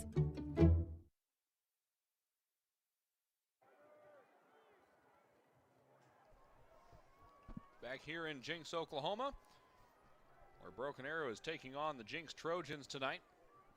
Broken Arrow leading 21-14. And it's Jinx now with the football, 1st and 10 from its own 40. Handoff straight up the gut. Stanford breaks through a tackle, tumbles forward to midfield. Moore led the way on the stop. And that's that downhill counter again. That's kind of interesting. The back just delays and just goes downhill to the side of the play, not away from the play. So it's hard for backers to see the pulls. That play gained pretty much exactly 10 yards. Mm-hmm. 1st and 10 now for midfield for the Trojans. Handoff again, left side. This time he's, well, wrapped up, but breaking through the tackle with Stanford, and he falls forward for a gain of 6, clear down to the 44. Yeah, we had him in the backfield. Yeah. Newell did. Just couldn't quite keep hold of him. Yeah, because he was coming from the backside, so it was a little tough.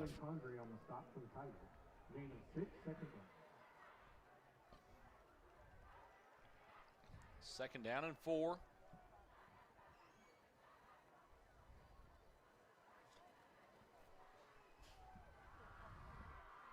Two receivers split left. So two tight end. They're going to run the football here. So got a wide receiver base question for you here in just a minute, Spav. Here's the snap. The whole play action. Owens wants to throw deep over the left side. He's got a man behind the defense, but he overthrew him. Now, Spav, on that formation, the two wide receivers on the left side, the inside receiver was on the line of scrimmage and the outside receiver was back. And we've seen that a lot from Jinx. What's the advantage to doing that as opposed to having the outside receiver on the line and the inside receiver back? It doesn't allow you to press the number one receiver, so it's hard to press him. That's one thing. But, you know, and typically that's what you do. And sometimes you have a tight end that's released, so he's on the line of scrimmage, you know. 3rd down and 4 for Jinx from the Tiger 44. They'll hand it off. Left side, hit at the line of scrimmage, pushing forward, but he's brought down. Great job. Condry, as well as Wyatt in on the stop. Stanford carried it over the left side, but couldn't get the first down, and that'll bring up 4th down and 2. That was a great stop, too, because, you know, they had 12 personnel in the game, so they're going to run the football. They may run it again here. Tiger opponents are just 4 for 12 on 4th down. 3 for 12 on 4th down conversions this year for 25%. We talked about this with Coach Blankenship on the show on Wednesday. 4th and short. Lots of hands waving around. 6 seconds on the play clock as they motion the receiver to the right side. 3 seconds on the play clock. Motion again. Jinx has to take a timeout. Now they're down to 1 timeout now. Boy, that could be big down the stretch as the Trojans are forced to take another timeout. They weren't lined up correctly. They're trying to do too many things. And I can see what they're doing, but they just didn't get up on the line of scrimmage ready to go because here they were hurrying, and they needed to shift and do some things, and they didn't have time. 4th down and 2. Spav, with the way Jinx has been able to run the football downhill today, and the fact that they just missed on a, were unable to run a play, trying to get some shifting going there, I would be kind of surprised if they just didn't line up in the power I and just snap the football and run it downhill. Yeah, that's what they should do. The last 4th down that they didn't make it, I mean, I didn't understand what they were trying to do to begin with. Now, I'm with you on this. Is if they want to get the 1st down, line up and run it downhill. Jalen Stanford is the bigger of the 2 running backs, and he's lined up at tailback here. In an I formation, fullback in the game, they'll shift 2 tight ends to the right side. Now, we're really bunching the line of scrimmage. Yep, 8 guys at the line. Fake handoff. They're going play action. There's a man behind the defense. Instead, they dump it off in the flat. It's caught. The defender, Moore, sends him flying out of bounds, but it's enough for the 1st down. Good late break there for Dietrich Moore. He just couldn't get there in time. It's a good play by us, except they had a receiver clean down the middle. Yeah, that was Aiden Christensen who was open. Yeah. But that's what happens when you put all 11 on the line of scrimmage like we did. Right. Ike Owens. And we defended that well. We defended it well. We had pressure on the quarterback. He didn't have time to throw downfield anyway. 1st and 10, Jinx from the Broken Arrow 37. Tigers leading by 7 with 2:48 to play in the 3rd quarter. Handoff, left side, hit behind the line of scrimmage, but again Stanford falls forward. Wyatt did a good job there coming from, the backside gap to make the play. Very nice. Tigers have been able to at least slow down some of those downhill runs by those guys coming through that backside gap and just at least being in the area at the line of scrimmage to force the running backs to slow up or change direction a little bit. Exactly. 2nd and 7. A long 7, we'll say. Run blitz straight up the middle. The ball's on the floor, and it's scooped up by the Tigers. Going the other way is Lane Condry, and there's no one going to catch him. Into the Jinx night. Touchdown, Broken Arrow. Yeah. That's awesome. Lane Condry with the scoop and score. It was a run blitz straight up the middle. I think it was Newell coming on the blitz. The snap was low, and somewhere in there it got kicked away from the quarterback, Owens. And it got kicked right out into the path of Lane Condry. See, when I first saw it, I thought when the quarterback dropped the ball, he leaned over and grabbed it, but he had his knee on the ground. So I thought they were going to call it on the ground, but they didn't. So it probably wasn't. It probably wasn't. I mean, it just looked like he never fully had possession. Correct. Either one of those is possible. In any case, I was afraid they were going to call something like that, though.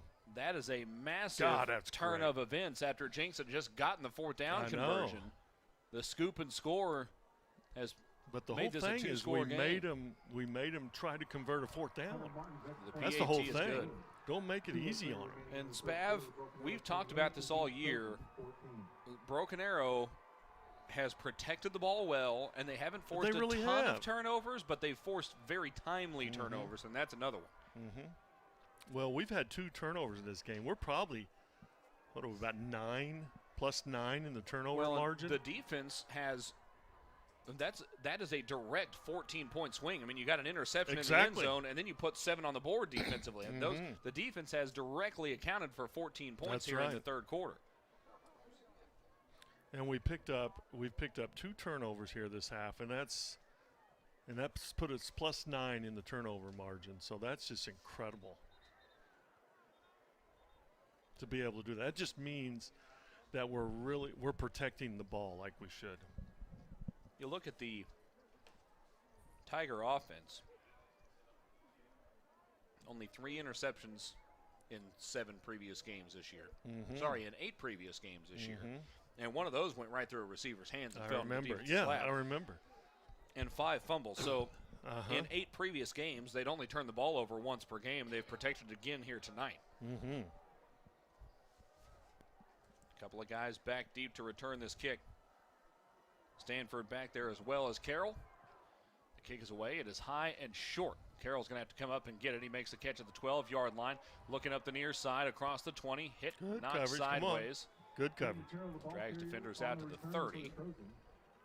Looks like that was Donovan Hardaway leading the way on the stop that time, and it's 1st and 10 Jinx from the 30-yard line, but now Broken Arrow leading 28-14. And we're about to close out the third quarter, too.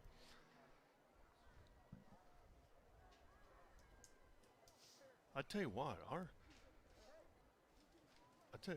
linebackers are playing very well. Having Dietrich's back there has really helped us at safety as well. Yeah, that's him playing his versatility to be able to move to safety tonight and move some things around. Newell and Condry have been lights out at linebacker. Yes, I mean, I'm not talking about the fumble return. That was awesome, but I mean, they're just playing great football right now. Jet sweep towards the left side. That's Walls trying to turn the corner. Moore there to chase him. And eventually Hardaway forces him out of bounds after a gain of a few. Well, we made him run east and west. You know, we made him run to the sideline, bounce it, bounce it, bounce it. Kid's got some speed. That's why he was able to cut it up a little bit for about a 3-yard gain. But he couldn't cut it back. I can guarantee you that because we were there. 2nd down and 8 from the 32. Split out to the right side is Ashton Jones. Handoff, right side. Carroll wrapped up by Ferguson, and they got him on the arm tackle back at the 30-yard line for the loss of a couple. God, that was a great play. He kept his leverage so well there. And that's a play that you don't see many guys arm tackle Jaden Carroll. No, but you don't see a guy keep his leverage like that either. That was really good football. 3rd down. Again, Colt Alexander. 3rd down and 10, and the Tiger defense with another chance here to come up with a big stop after getting the scoop and score on the last drive. 3rd and 10, Ike Owens. Oh, there's the wheel route. See, there's the wheel route was covered up. Now he wants to run near side. Owens drops it off, and it's caught. No, it's 5 but immediately yards. Scampering out of bounds was the receiver. Who was that? 16. That was Christensen. And Great it's just job. a gain of a few. It brings up 4th and 7, and the Trojans will be forced to punt. That was that Jinx special, what we used to call Jinx special. You know, wheeling the wheel right out of the backfield. Yeah, and we picked it up that time. Boy, he wanted it. Thought he might throw to it anyway, honestly. Punt is away.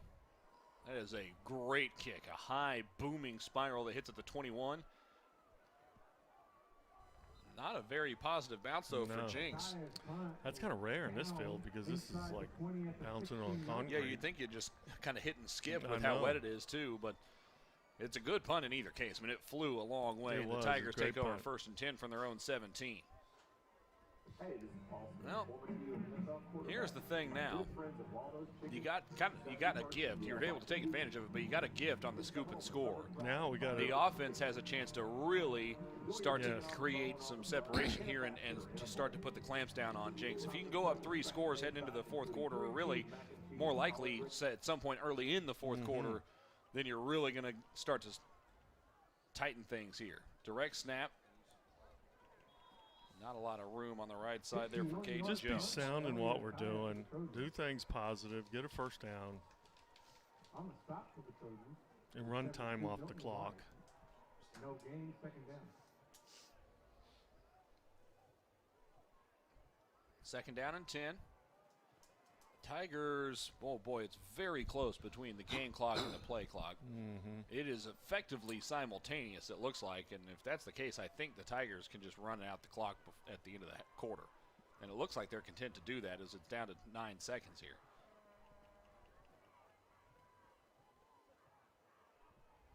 Yep, they're going to let it run out. And that will end the 3rd quarter. So we head to the 4th with Broken Arrow leading Jinx 28-14. We'll take a break, flip the field around, be back to continue the Tiger drive in just a moment. This is Broken Arrow Tiger football on ArrowVision. Recently, you've had to put your life on hold, and we're with you in this. At Ascension St. John, we're now open for appointments, and we are fully prepared for your safety and our care. As we open our doors again, our doctors, nurses, and care teams will continue to wear personal protective equipment. We've taken even more steps to clean and stringently disinfect all areas. We will maintain distancing in our waiting rooms and will continue to limit visitors. And we will still screen all staff to protect their health and yours. Our emergency rooms are here 24/7. Please do not delay care. We're still delivering babies and performing surgeries. And we're open for your appointments, from specialists in surgical care to routine care and health screenings. Ask us about virtual visits. Ascension St. John continues to care for you, as we have been for almost a century. Thank you for trusting us.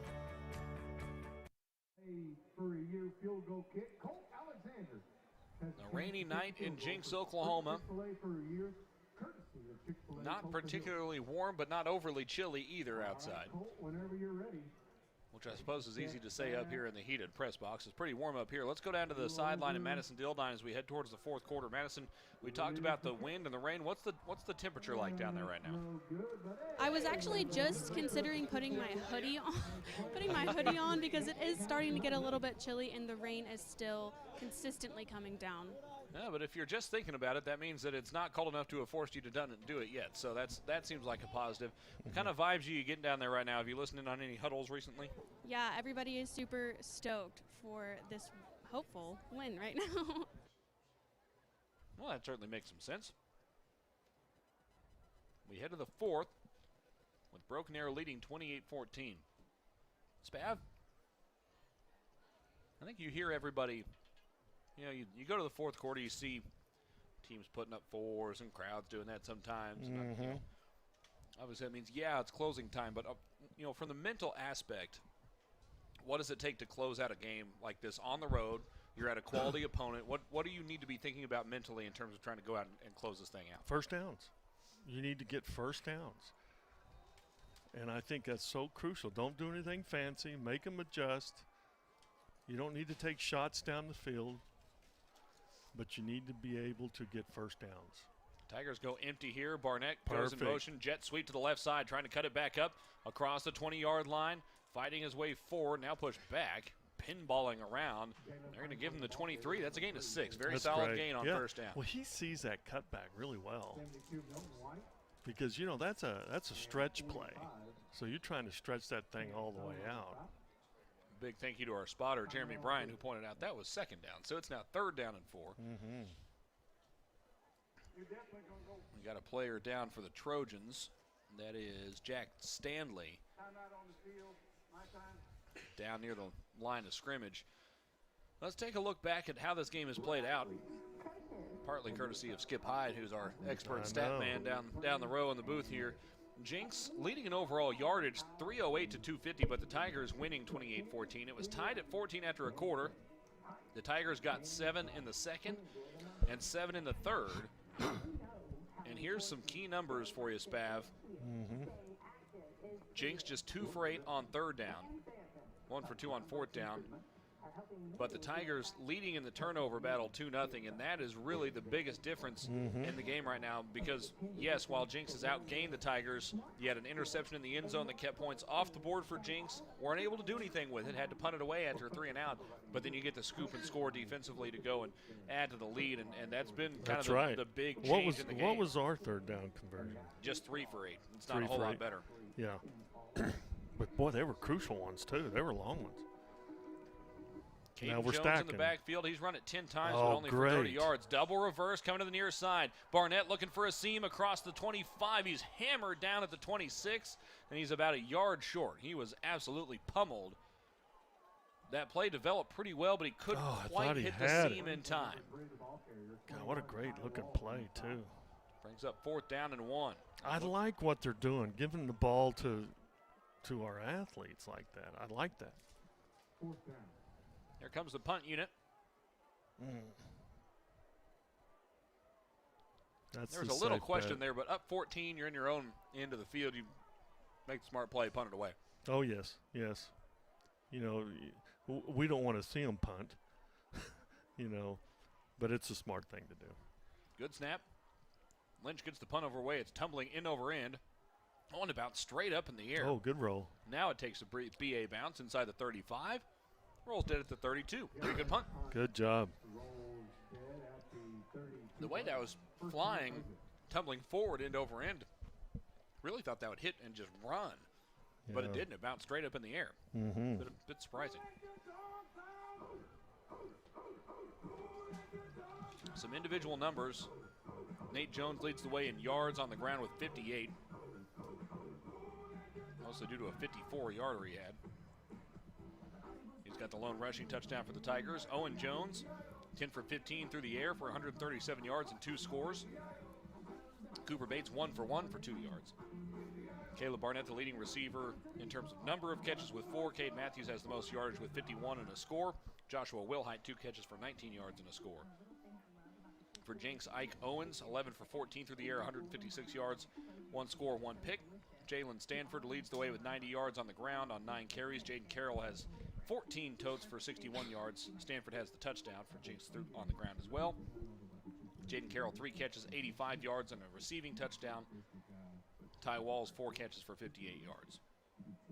Well, I tell you, we're making them earn everything they get, though. If you think about it, we're putting them in a lot of 4th down situations. And well, and Spav, they've got, Jinx we're- has 308 yards total. Mhm. Their 2 scoring plays We're long. were 70 and 57 yards. That's 127 yards. Yeah. So But this outside of half- those 2 plays, This half, they hadn't had anything. 308.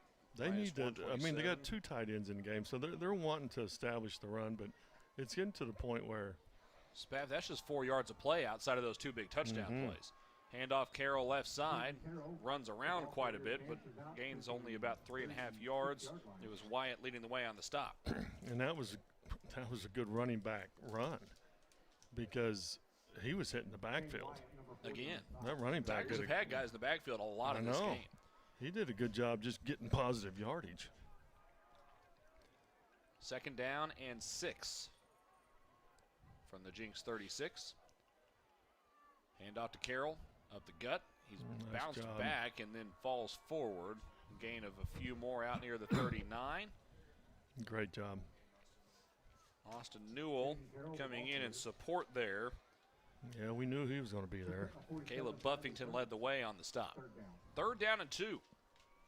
Again, Jinx just 2 for 8 on 3rd downs tonight. This is as manageable of a 3rd down as it gets, though, pretty much.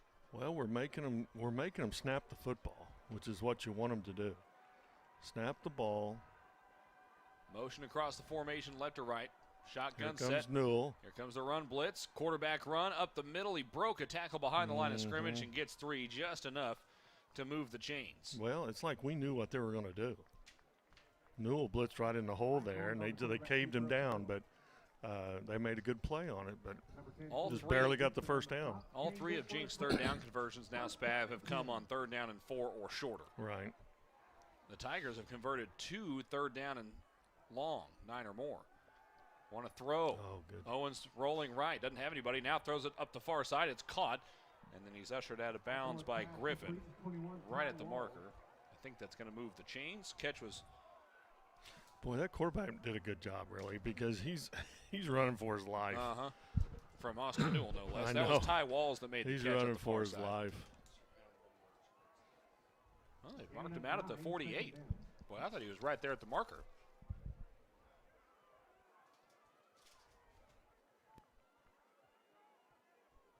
Second and 1.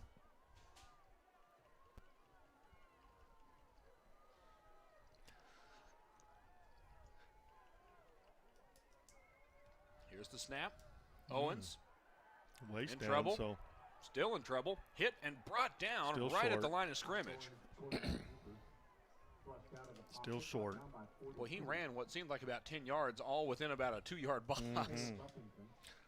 Well, that was Riley Ferguson led the way on the stop. You know, that was 2nd and 1, and that's a waist down. You know, this is when you can take a shot or do something, but we did a great job covering it. You know, Third down and 1. My deal if it's 2nd and 1, play for the big play and just let them get the 1st down. Then make them snap the ball again. Shotgun set, handoff right side. Room for Stanford, but it closed quickly. Great Osmond job. wrapped him up and spun him down, but it's a gain of 3 and another 1st down. Getting good for Trojan. 1st down and 10. That's that downhill counter there. I like what they do out of that. 1st and 10, Jinx. But we defended it very well. Osmond, he's in another area code tonight. And here's the thing for Broken Arrow: keep things in front of you, make them drive it. I mean, Exactly. That's what we're doing. That's what we've been doing. Exactly. Owens wants to throw this time. Fires left. It is caught by Walls at the 35, and he's tripped up, nearly dropped the football. Down just inside the 30, around the 28. It's good for a first down. Some coverage issues on that one. Well, he's wide open, wasn't he? Yeah, it's kind of almost a comeback route. Yeah. On the near side.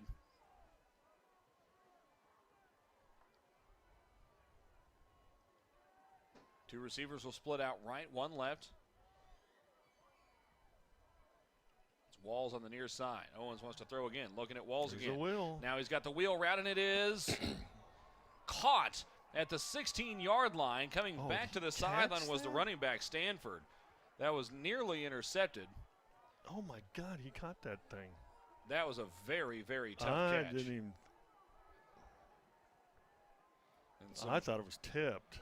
Some grumpiness between Blake Bilby and Ike Owens. Bilby, I think, thought he was open out in the route or something. Mm-hmm.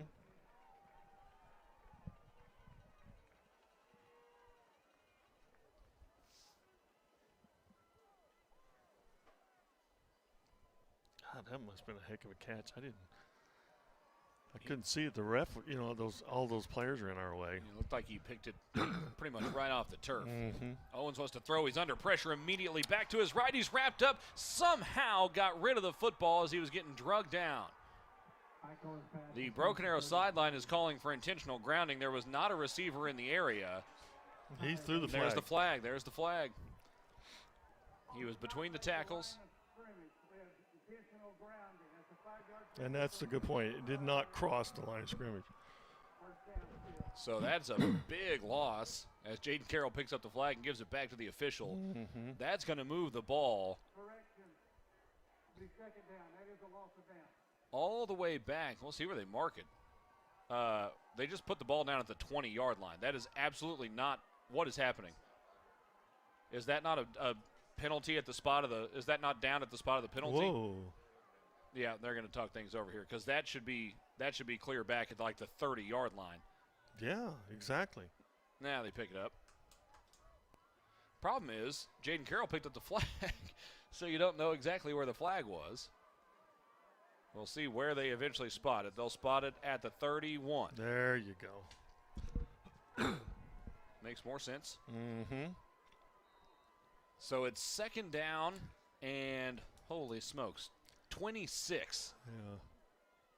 The first down line to gain is the Broken Arrow 5. The ball's on the Broken Arrow 31. Empty set. Two receivers left, including Carroll. Three right on the field side. Owens takes a snap. Looking right, scrambles up the middle. Now throws it left side. It's caught by Carroll at the 20. He's got space inside the 10. Makes a man miss inside the 5. Touchdown, Jinx. What? Did we just let him go? I didn't even look in the boundary there. There is a flag down in the end zone. And if that's a late hit on the Tigers, that will be assessed on the kickoff.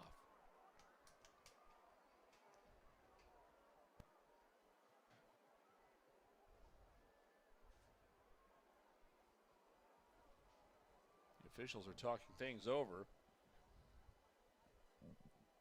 7 minutes to play. I thought we were in a man coverage. I wasn't sure. It was empty.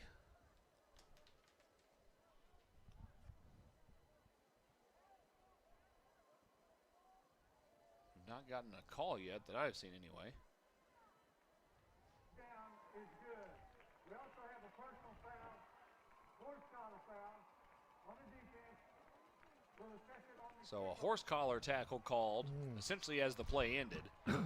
That'll be assessed on the kickoff. So we've now had both teams assessed a penalty that was invoked on the ensuing kickoff. Mm-hmm.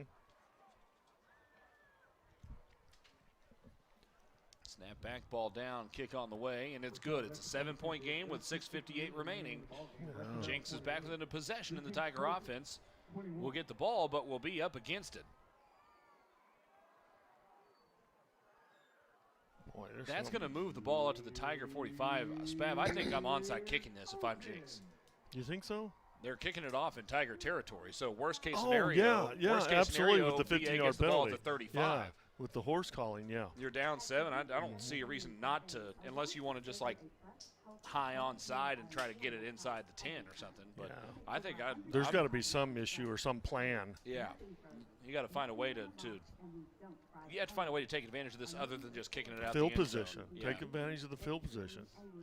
Because this isn't your typical onside, like you say. You kick it onside normally, and you don't get it. Well, they have good field position. Yeah, at this case, as long as you kick it 10 yards, Broken Arrow's not going to have it in any better spot than the 35 unless they get a return. But it's so hard to get returns in this scenario because if they onside, all you're trying to do is get the football. You don't care about the return. You just want the football in your hands. And especially right now, like you said, there's 6:58 left.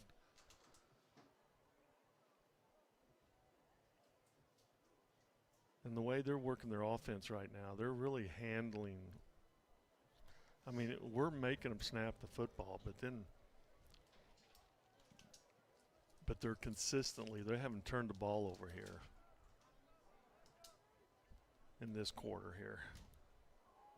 Broken Arrow leads 28-21, is up 2-0 in the turnover battle, but has been outgained significantly in this game by the Trojan offense. We just lost them in the boundary there. I don't understand. They're getting empty. I could have swore we were in man coverage. A couple guys also missed a chance at a tackle. He's wide open. He's wide open, though. Barnett back at the 15. Yeah, we're playing for onside. Purcell has it teed up. He kicks it high and short. Caught at the 12. Laying up the near side. Caden Jones brought down to the 20-yard line. That's not bad, really, for the Tigers. No. Caden Jones, number 20, on the return. Sutton Griggs will be number 30 on the stop for the Trojans. First down, Broken Arrow. Now we need to respond here. We started out really well. Now we need to respond. Tigers have consistently made big plays in big moments in this game. We need to find our tight ends. 6:55 to play. A good point from our spotter, Jeremy Bryan. Jinx down to 1 timeout. Here's the snap. Nate Jones will carry it himself over the left side. Just about a yard. The Jinx defense fired up. Whoa, what's going on over that far side? On a stop, 72, Milton White. A bit of a scrum over there, perhaps. It'll bring up second down and 9.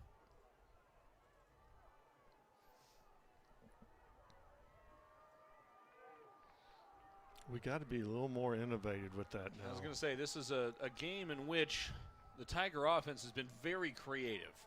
Has very much thought outside the box. Another chance to do that here. You don't want to get crazy. It's not like you want to get out of who you are, But we can't make it easy on them. Correct. See, right now, we were forced to time out. Tigers were down to just a few seconds left on the play clock. That's the first timeout taken by Broken Arrow. And it'll stay second down and 9.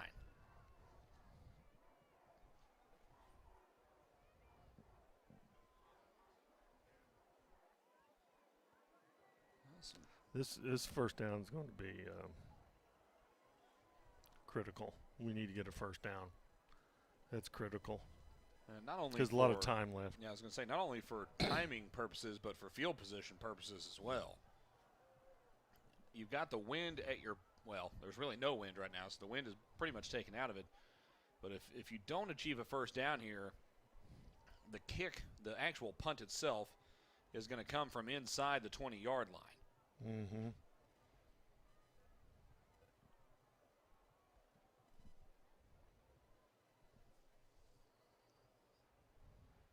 Let's go down to the sideline and Madison Dildine, who's got an updated weather report for us. Madison? Yeah, guys, I didn't know I should have majored in meteorology when I went to college instead of sports media. But I'm happy to report from the sidelines that the rain has slowed down. That a girl. Madison, I will have you know that I have a sports media degree and took an elective in meteorology. So it was possible. I guess I missed that mark. Quarterback keeper over the left side, Cooper Bates. Not much room. It's maybe a gain of a half yard, maybe a yard. It'll bring up third down and a long 8. The Tigers find our athletes and get them the ball. Let's go. Let them win the game for us. This moment has tunnel screen to Caleb Barnett written all over it. Well, at least get a right now they're going to kind of, it looks like they're going to put some pressure, but get a shallow drag by him right now. That would also work because there's a lot of space on this side of the field. You only have one receiver here. It looks like they may be playing a zone because there's 2 deep safeties here on 3rd and 8. Motion across. Here's the snap. They dump it off on the screen left side. Room to run for Nate Jones. He's got the first down across the 30-yard line. Beautifully designed play because it looked like Jinx was trying to sit back on that spav, and they threw the screen underneath on the left side. And then when Barnett went in motion, that really affected what they did. And because of the way that screen was drawn up, you're throwing it essentially in a shortened wheel route to Jones out of the backfield. You could be very confident that he was going to catch that behind the line of scrimmage. Exactly. So those offensive linemen did not have to sit around and wait. They snatched it, and they were getting out there immediately. That was a very well-designed play. And the Tigers, well, it would appear have moved the chains, although there's a hold-up here. Looks like maybe a player down on the far side. Yes. It's a player that was down on the chains, so they couldn't move the chains. No. That is Milton White, the nose guard, meandering off to the near side now, who is dinged up. White, 6'3", 305. He's a big body to try to move around in the run game. That may open some things up here for Broken Arrow to run the football.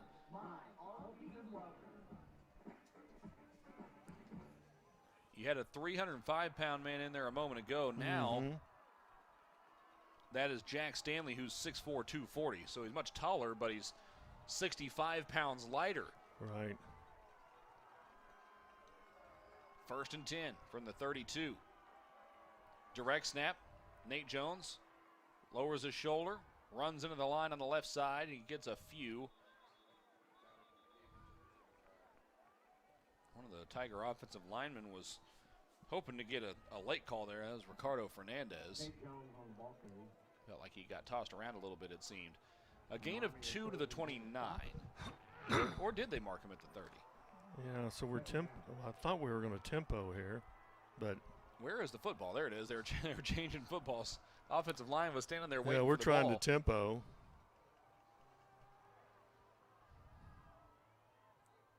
Trying to tempo. And then the refs changed football. While also running the clock. Quarterback carry straight up the middle. That's Cooper Bates. Essentially quarterback counter. A couple more out to the 37. That'll bring up 3rd down and 5.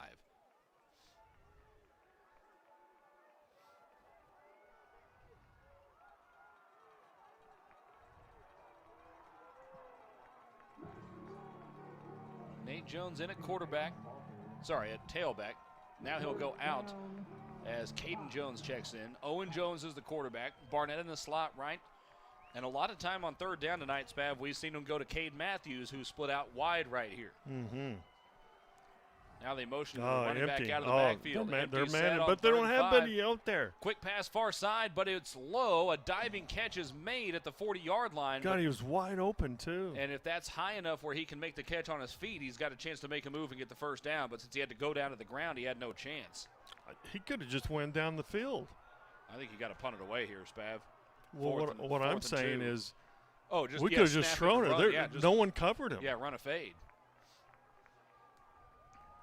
Wait a minute. Now they're saying it's incomplete. So that moves it back to the 37. Yeah, now we definitely have to punt it. Josh Blankenship just got a flag. Oh, boy.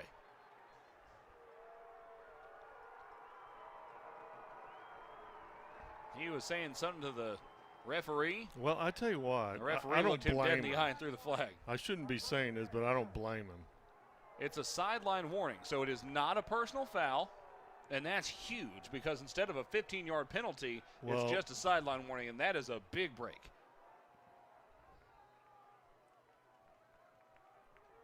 So but it is still 4th and 5. And the Tiger punt team comes onto the field. 3:43 remaining. 28-21, Broken Arrow leading Jinx here at the home of the Trojans.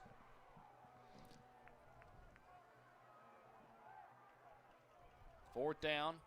Lynch is on for the punt duties. Really not someone that very far back there to return. Lynch's punt is away. It's a good kick at the far side. Hits and takes a big-time Tiger bounce. Inside the 20 and clear down to around the 15-yard line. We'll see exactly where they mark it down. Change field position. 3 minutes left, 3:30. Well, we talked about making big plays in big moments, Spav. For a, you know, if you're going to be a punter, you have very limited opportunities to affect a game, and that was a good time for Lynch to get a good punt away. Right, exactly. And it was a great punt. But gosh, we got to get some breaks here. These officials are killing us. It is 1st and 10 for Jinx from its own 15-yard line. Jinx has had a couple of long drives in the game. Both running backs are in the game. Stanford is in the slot left. Carroll is the back in the backfield next to Ike Owens. Here's the snap. Owens looking left. Got a man in the flat. Looking over the middle. Instead, it's caught. Wall spins off a man. Now dives forward across the 30. Down at the 32. That's a gain of 17 on the play and a first down for the Trojans. You know, that's a pretty gutsy call. You know, Tripp's running the inside route. And that took a step long back and time. you're in. Took a long time to develop. The Tigers just couldn't get home. And the kid made a good throw and catch.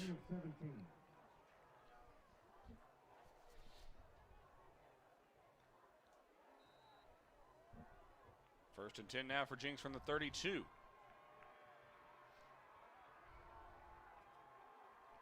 Trips bunched right here. They can't figure out who's on the line. There we go. Here's the snap. Quarterback carry over the left side. Osmond couldn't quite bring him down, and now dump truck down was Ike Owens by Cooper Bates. A little quarterback on quarterback stop there, but it's a big gain out to the 46-yard line. 3:07 to go. You know, that's a good call by them. You know, they spread us out and then just run the quarterback up. And he hasn't been running the football. So that was kind of a surprise factor. That's a good point. Let's take a look at his rushing stats here. That was, I believe, the 9th carry of the game. Pass up the near side. He's open and it's caught.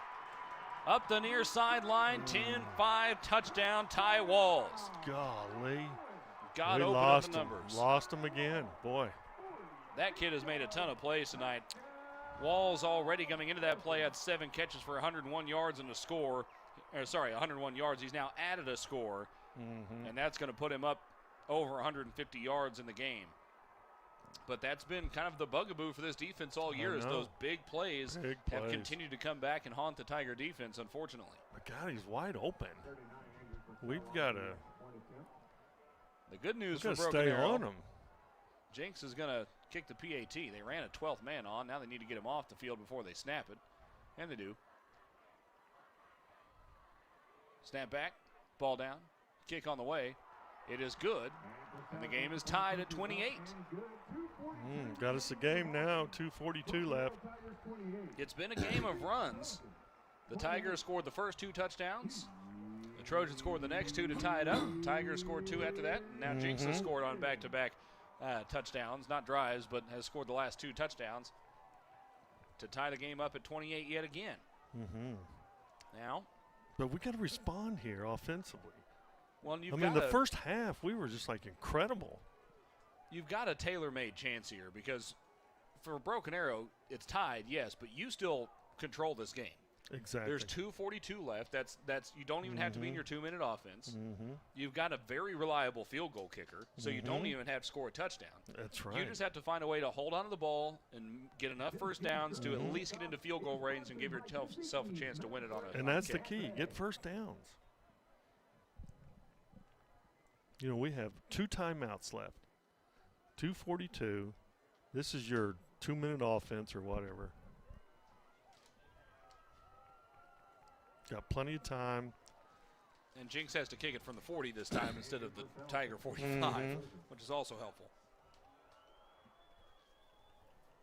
Tigers kind of talking about the possibility of an onside kick here. The kick is away. It is a side-winding kick that will land 2 yards deep in the end zone. The touchback gives Broken Arrow the ball on the 20-yard line.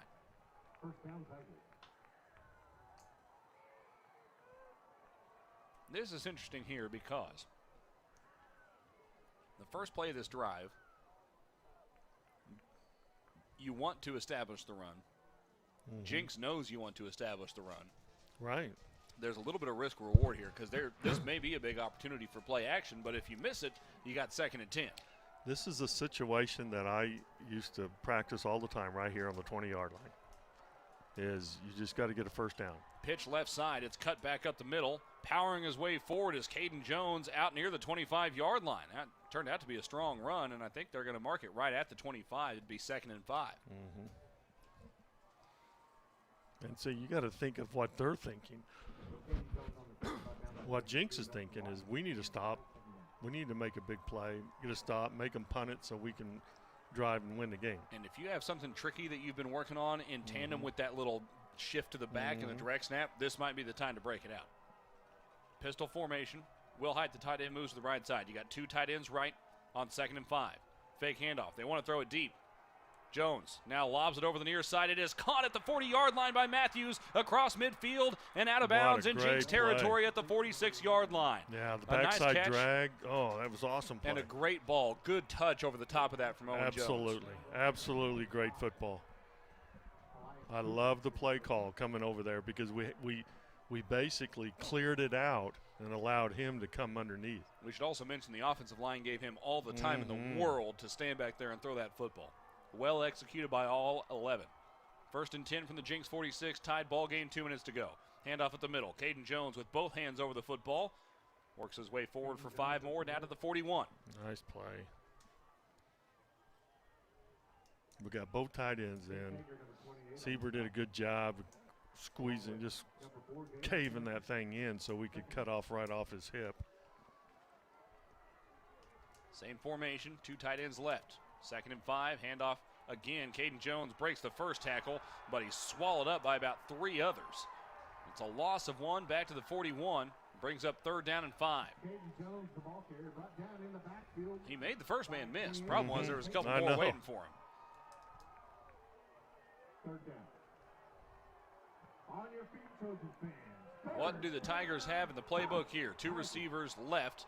2 tight ends right, pistol set on 3rd and 5. 1:06 to play in regulation. We're tied at 28. The Tiger wide receivers are being given 5 yards on that far side. Quick pass left side looking for the screen. They've got it set up. Barnett in territory, open territory across the 30. And he's gang tackled at the 27-yard line. That's what we've been waiting on right there. And we mentioned, you know, they were giving him space on that far side. It made it very easy to set up that screen. God, he knows what to do when he catches that football, though. Love that field kid. in a hurry in that case. Oh. Tigers are in field goal range at this point, but it'd be a long one. Here's the snap. Handoff. Caden Jones, big hole up the middle, lowers his shoulder down to the 21-yard line. Tigers still have 2 timeouts, 31 seconds left on the clock. 2 receivers right, 2 tight ends left. 2nd down and 4. Here's the snap. Caden Jones again. Not a lot of room that time. That's a couple more yards Keep it down in the inside middle. the 20. Keep it in the middle. Got timeout. So the Tigers take the timeout. And they've got 1 remaining after this. It's 3rd down and 2 from the 19-yard line. A first down stops the clock, and in any case, you can stop the clock with your timeout that you have remaining. As it stands right now, if you did not gain another yard, it would be about a 36-yarder. But just Hunter look at Martin's what we long this year is 34, but his career is 45. I mean, just look at what we've done here. Just this little drive here was we gave the ball to Barnett, Matthews, Jones. So we're giving the ball to athletes in space. Jungle Squad fired up across from us. We brought a good crowd. Not too long of a drive as long as you can swim across the river, right? That's how we got here. Yeah. We parked over by ORU and just swam across. 28 apiece. Tigers led by 7 at halftime and have led by 14 in 2 different occasions. Now they go under center. Pitch to the right side. Jones bounces off a tackler and is rejected all the way back to the 28-yard line. And that was very close to a fumble, I might add. So it's a big loss. Oh, my God. Clear back to the 27, maybe even the 28, and that now has made it a very long field goal attempt. Broken Arrow takes their final timeout with 10 seconds still on the clock. And I would think that they were hoping to run that down a little closer to. I mean, now that doesn't guarantee that this is the last play. You could kick this, and if it doesn't take 10 seconds, Jinx gets the ball back with a snap before the end of regulation. Yeah, but you can't take a loss on that. I mean, point is when you're doing it, just do a quarterback sneak. So the ball is placed at the 28-yard line. If you do the standard 7-yard snap, it's going to be a 45-yarder. That would tie the career long of Hunter Martins. Oh, gosh. Who is 14 of 16. He's only ever attempted one kick of more than 40 yards, and he made it. No wind really right now. Hopefully it's not particularly slick. It was wet earlier, and this is some kind of thin turf, so hopefully it's not real slick. Timeout taken by Jinx. And again, Martins has made field goals from this long in his career. And when Martins is 6 for 8 this year, Spav, on his 2 misses, he's tugged it left if memory serves. One of them maybe on a bad snap or hold. Right, but we weren't sure on that one, I remember. With the ball near the right hash, that actually kind of plays into his strength a little bit because he can tug it a little bit and still make it. Oh, he can definitely make it.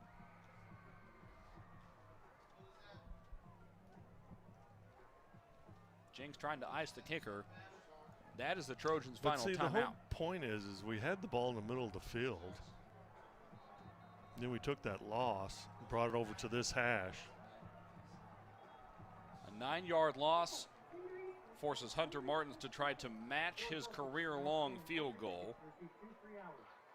or potentially force overtime. As the student section for Jinx tries to clamber its way down to the south end zone to try to distract Hunter Martins here. There's just kids pouring down the sideline trying to get over there.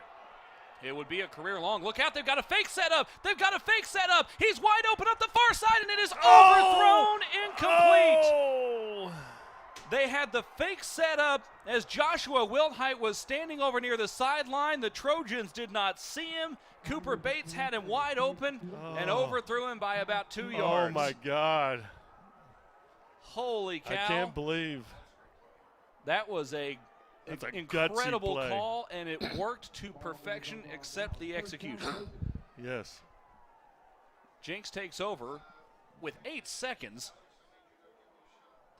Everyone who believes that play only took 2 seconds stand on their head. I know. I mean, I tell you what, you know you're in Jinx because the officials and the clock. Well, it is 1st and 10 Jinx from the from the Jinx 28. Tie ball game. Now the Tigers hoping to force overtime.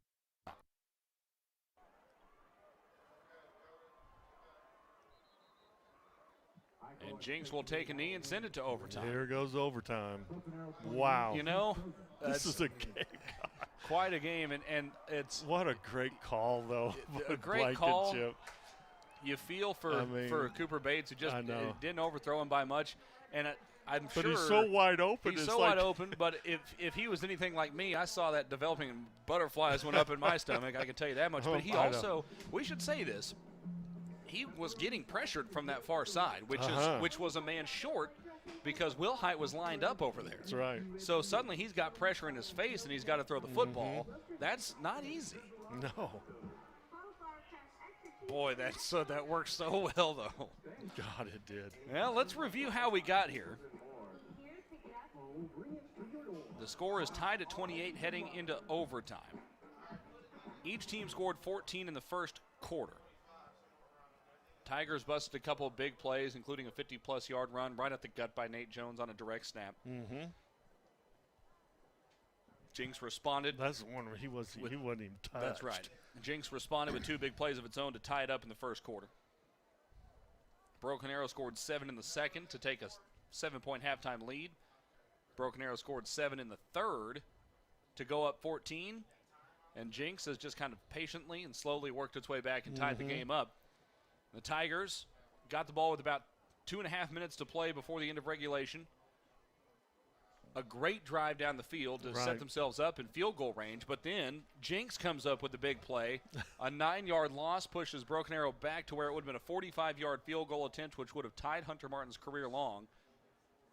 And Spav, I gotta think it just worked out great with the timeout I gotta think call. if it's not setting up like that, if Jinx doesn't notice he's out there, then they probably just motion him into the formation and kick the field goal. Yeah. But he was so open that you run the play, and it just didn't quite work out. So now we head to overtime. Yeah, let's see what happens here. Another coin flip coming up. Ideally, you want to play defense first so you know what you have to accomplish offensively. Think about it as the college rules, but shrunk down even further. Right, exactly. You're just going from the 10-yard line. Coin toss is in the air. Looks like we won the toss. Jinx won the opening coin flip. Okay, they're going to go down to the J-Mac. I about said that surprises me because the student section I thought had moved down to the south end, but they've all since moved back to their normal spot. So we'll be defense first. They're going to be on offense coming down. And they want to play in front of the Jinx student section. Yeah. 28 all. Jinx has outgained Broken Arrow 474 to 322, but the Tigers are +2 in the turnover margin. And Spav, something that we've talked about frequently is about to come into play here. Broken Arrow in the red zone this season is 64% touchdown rate. Opponents, 82. That's huge. Both teams are going to get the ball at the 10 here. And so, if you want to think about it this way, that you're about 18% in the negative in terms of your chances here. Right. Can the Tigers bow up and get a stop on this first possession for Jinx? Well, obviously we need to. I'm going to say that, but the whole point is we need to focus on stopping the run. Because they're putting in 2 tight ends right now. They're going to run the football. That's what they want to do.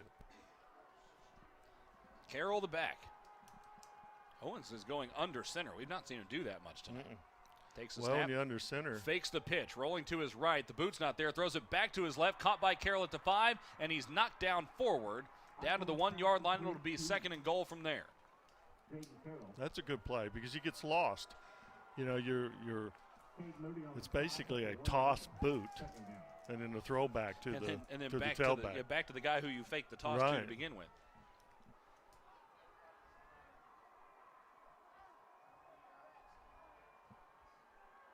Second and goal from the 1. Power I formation here. 2 tight ends and a fullback in the game. Quarterback sneak straight up the middle, and he's in. Jinx scores to go up by 6. And the PAT unit will come on to try to make it a 7-point game.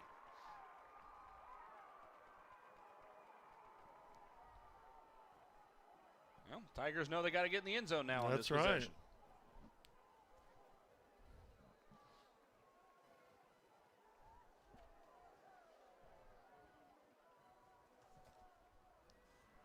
Jinx kicker Andrew Purcell, a talented right leg. He is. He's good. Snap back, ball down, kick on the way, and it's good. There's a flag down. Right at the line of scrimmage. Jinx is acting as if they're in good shape. This could be a problem if it's enforced on the next play. Uh-oh. I think that might have been a personal foul signal that we just saw, and if this is a personal foul against Broken Arrow, That would be first down on the 25-yard line. The extra point is good.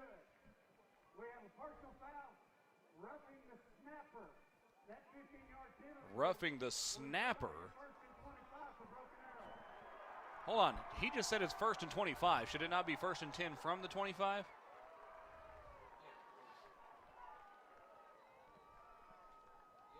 Pretty sure he just said first and 25. Yeah. I don't, but I mean, it's overtime rules. I've never but I seen think it this should before. still be I've never first been and a part 10. of it. Boy, you probably got to dig into the OSSAA rule book here, because technically you're supposed in overtime. I think you're just supposed to get 4 downs. So I guess the Tigers have to score from the 25 here. Yeah. On 4 snaps or fewer. First and goal. Fake handoff. Jones rolling right. Looking into the flat. There was defensive holding. The flag is down. He throws the ball away, but that is defensive holding 100%. Yep. Barnett tried to break out of his route to the outside, and you had him by the jersey. You could have seen that from Bixby. On the other side of the river. Well, that's helpful. Yep. He's going to get some yardage get 10 back. yards back in the first down.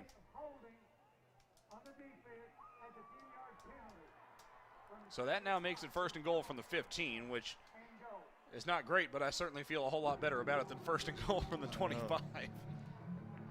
You know, these officials, though, they just take the momentum or the flow out of the game. And they're not supposed to do that. First and goal from the 15. Dump pass over the middle. Tight end screen. Wilhite inside the 10. Pushing his way forward. Chance Marek shoving him forward. Still pushing him forward. All the way down to the 2-yard line. Yes. A gain of 13 brings up second down and goal from the 2. Oh, you're not going to take that young man down. That young man's a stud. The Tigers have gone from first and goal from the 25 to second and goal from the 2. Give it to the tight ends. In the words of the great Tight ends. Michael Scott, oh, how the turntables. Handoff up the middle. Down just to the goal line. No, he's in. There's the signal. He's in. Touchdown, Broken Arrow. Yeah. Oh, that's awesome. I mean, you're talking about from the 25-yard line. And the Tigers will go ahead and kick the PAT here. Do they have something else tricky up the field goal unit sleeve here?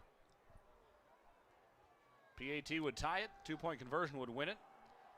It would appear the Tigers are going to kick the PAT.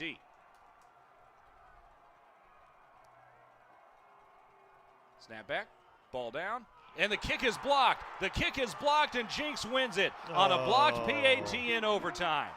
Oh, gosh. What a way to lose. I believe that was Elias Cooper, the junior wide receiver and defensive back that came through and made the block. And Jinx wins it 35-34. Oh, gosh. That just breaks my heart. Those kids of ours fought so hard tonight. We just couldn't get much breaks. I mean, with the officials and everything. I mean, we were fighting. I mean, we were going upstream the whole game. That was quite the, it wouldn't have even been 48. It would have been about roughly 52 minutes of football. Yeah. Because you had extra, you had overtime. Exactly. Broken Arrow led by 14 on multiple occasions. Jinx came back to force overtime on its home field. The Tigers scoring to get it back within a point, and a blocked PAT. Oh, that's so wins sad. it for the Jinx Trojans. Let's go down to the sideline of Madison Dildine. Madison. Coach, obviously not the outcome that you wanted, but your team played well and stayed consistent throughout the game. What are your thoughts? Just heartbreaking for the kids. Man, they battled their tails off, and wish they could have got rewarded with it. Who stood out to you defensively tonight? All of them, man. They played their tails off. Thanks, Coach. Thank you, Coach. Thank you, Madison Dildine, down on the sidelines for us tonight. I'm Adam Hildebrand alongside Steve Spavital, and I mean, that's just a heartbreaker. And especially Spav to overcome first and goal from the 25. You're able to go and score. I mean, you fought through adversity all night, and then to have it end on a blocked PAT, that's a bummer. There's really no other way to put that. It is. It is. Taking a look at some of the final numbers here as Jinx wins at 35-34. Broken Arrow falls to 2-6 on the year, 3-6 on the year, 3-3 in district play. In fourth place in the division, and a win next week at home against Moore would seal up fourth place in the district. Jinx now 7-2, 5-1 in district play, but they're down in the tiebreaker to Norman North. God, what do you do? 484 to 347 yardage wise. Ike Owens threw it for 306 yards. I would not have thought that, but the big 70-yard play on the wheel route helps certainly add to that. Owen Jones, 14 for 20 for 210 yards, 2 touchdowns, no interceptions. How often, Spav, are you going to lose a game where you win the turnover battle by 2? I know, because 2 you're in it, 3 you win it is what they say. But I tell you, the thing that was concerning was the secondary. I mean, their receivers were wide open majority of the game, and we didn't see any contested balls, if you think about it. Now, our front played lights out. Man, our front played well. I mean, they had that one power that they scored, a 45 or whatever yard power play, but on the most part, the front and the linebackers played extremely well, I felt like. And even the defensive backs were pretty good in the run game. It was the passing game that got him. Passing game God, we weren't even close to him. And I don't know what it was, if there's a change-up since we had personnel movements. I don't know. But there was just a lot of issues there in the passing game. Keep in mind, Dietrich Moore. So at one point, and this might sound a little silly because the Trojans scored 35. The defense played well enough to win that game. Because just gave up big plays. You had an interception in the end zone that took 7 points off the board for Jinx. You had a scoop and score that put 7 points on the board for the Tigers. Those were 2 massive plays in the game that ended up putting Broken Arrow up 14 instead of what would have been a tied game. If Jinx goes in and scores instead of throwing an interception. And having a chance to put it up with 3 scores. So, some big plays made by the defense, but as you said, big busts as well. So it just seems like game. The wheel route. They run the wheel route, the back out, complete it for a 70-something yard touchdown, and then we cover the next time. Then they run it again and get it down to around the inside the 5 or something in there. We just weren't consistent with it. They're running those deep outs and we're not even in the area code with them. So that was kind of that was rough for me there on that part, is just not having the secondary giving up big plays. Tigers played a pretty clean ball game. 5 penalties for 50 yards. Jinx 5 for 46. Won the turnover battle by 2, but it's a blocked PAT in overtime that is the difference. And Jinx wins at 35-34. 1 regular season game left on the docket as the Tigers host Moore next week. Before we wrap things up, let's go down one more time to the sideline in Madison Dildine. Madison, kind of your thoughts on how that game wrapped up, and you're going to have some of these guys in class over the course of the next week. What have you seen from them as they've tried to bounce back from what's unfortunately a handful of losses over the course of the year? Yeah, I know I feel like I sound like a broken record, but leadership is at the core of this. This team would run through a brick wall for Josh Blankenship, and I think that when you have that and you have that type of mentality and that culture that's built, that's going to go farther than wins and losses. Adam? Thanks, Madison. Yeah, and I'm telling you, they played hard tonight.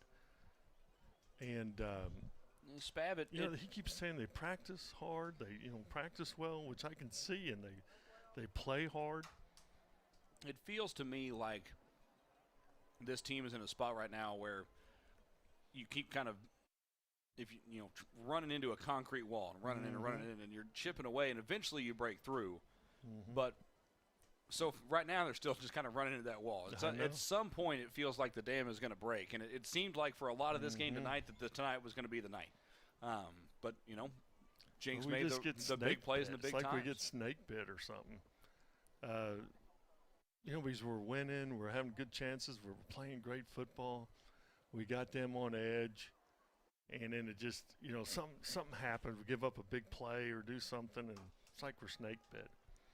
Well, again, one more in the regular season. At home next week against Moore. It'll be senior night. We'll have the coverage for you here on ArrowVision. But a big thank you to everyone for tuning in tonight. Thank you to Antonio Hurling, all the students behind cameras who are helping run the operation this evening. Terry Sprider producing as well. Of course, our director of ArrowVision, Greg Spencer. We've got Skip Hyde on stats. We've got Jeremy Bryan on spotting for us. Madison Dildine, of course, on the sideline. Steve Spavital to my right.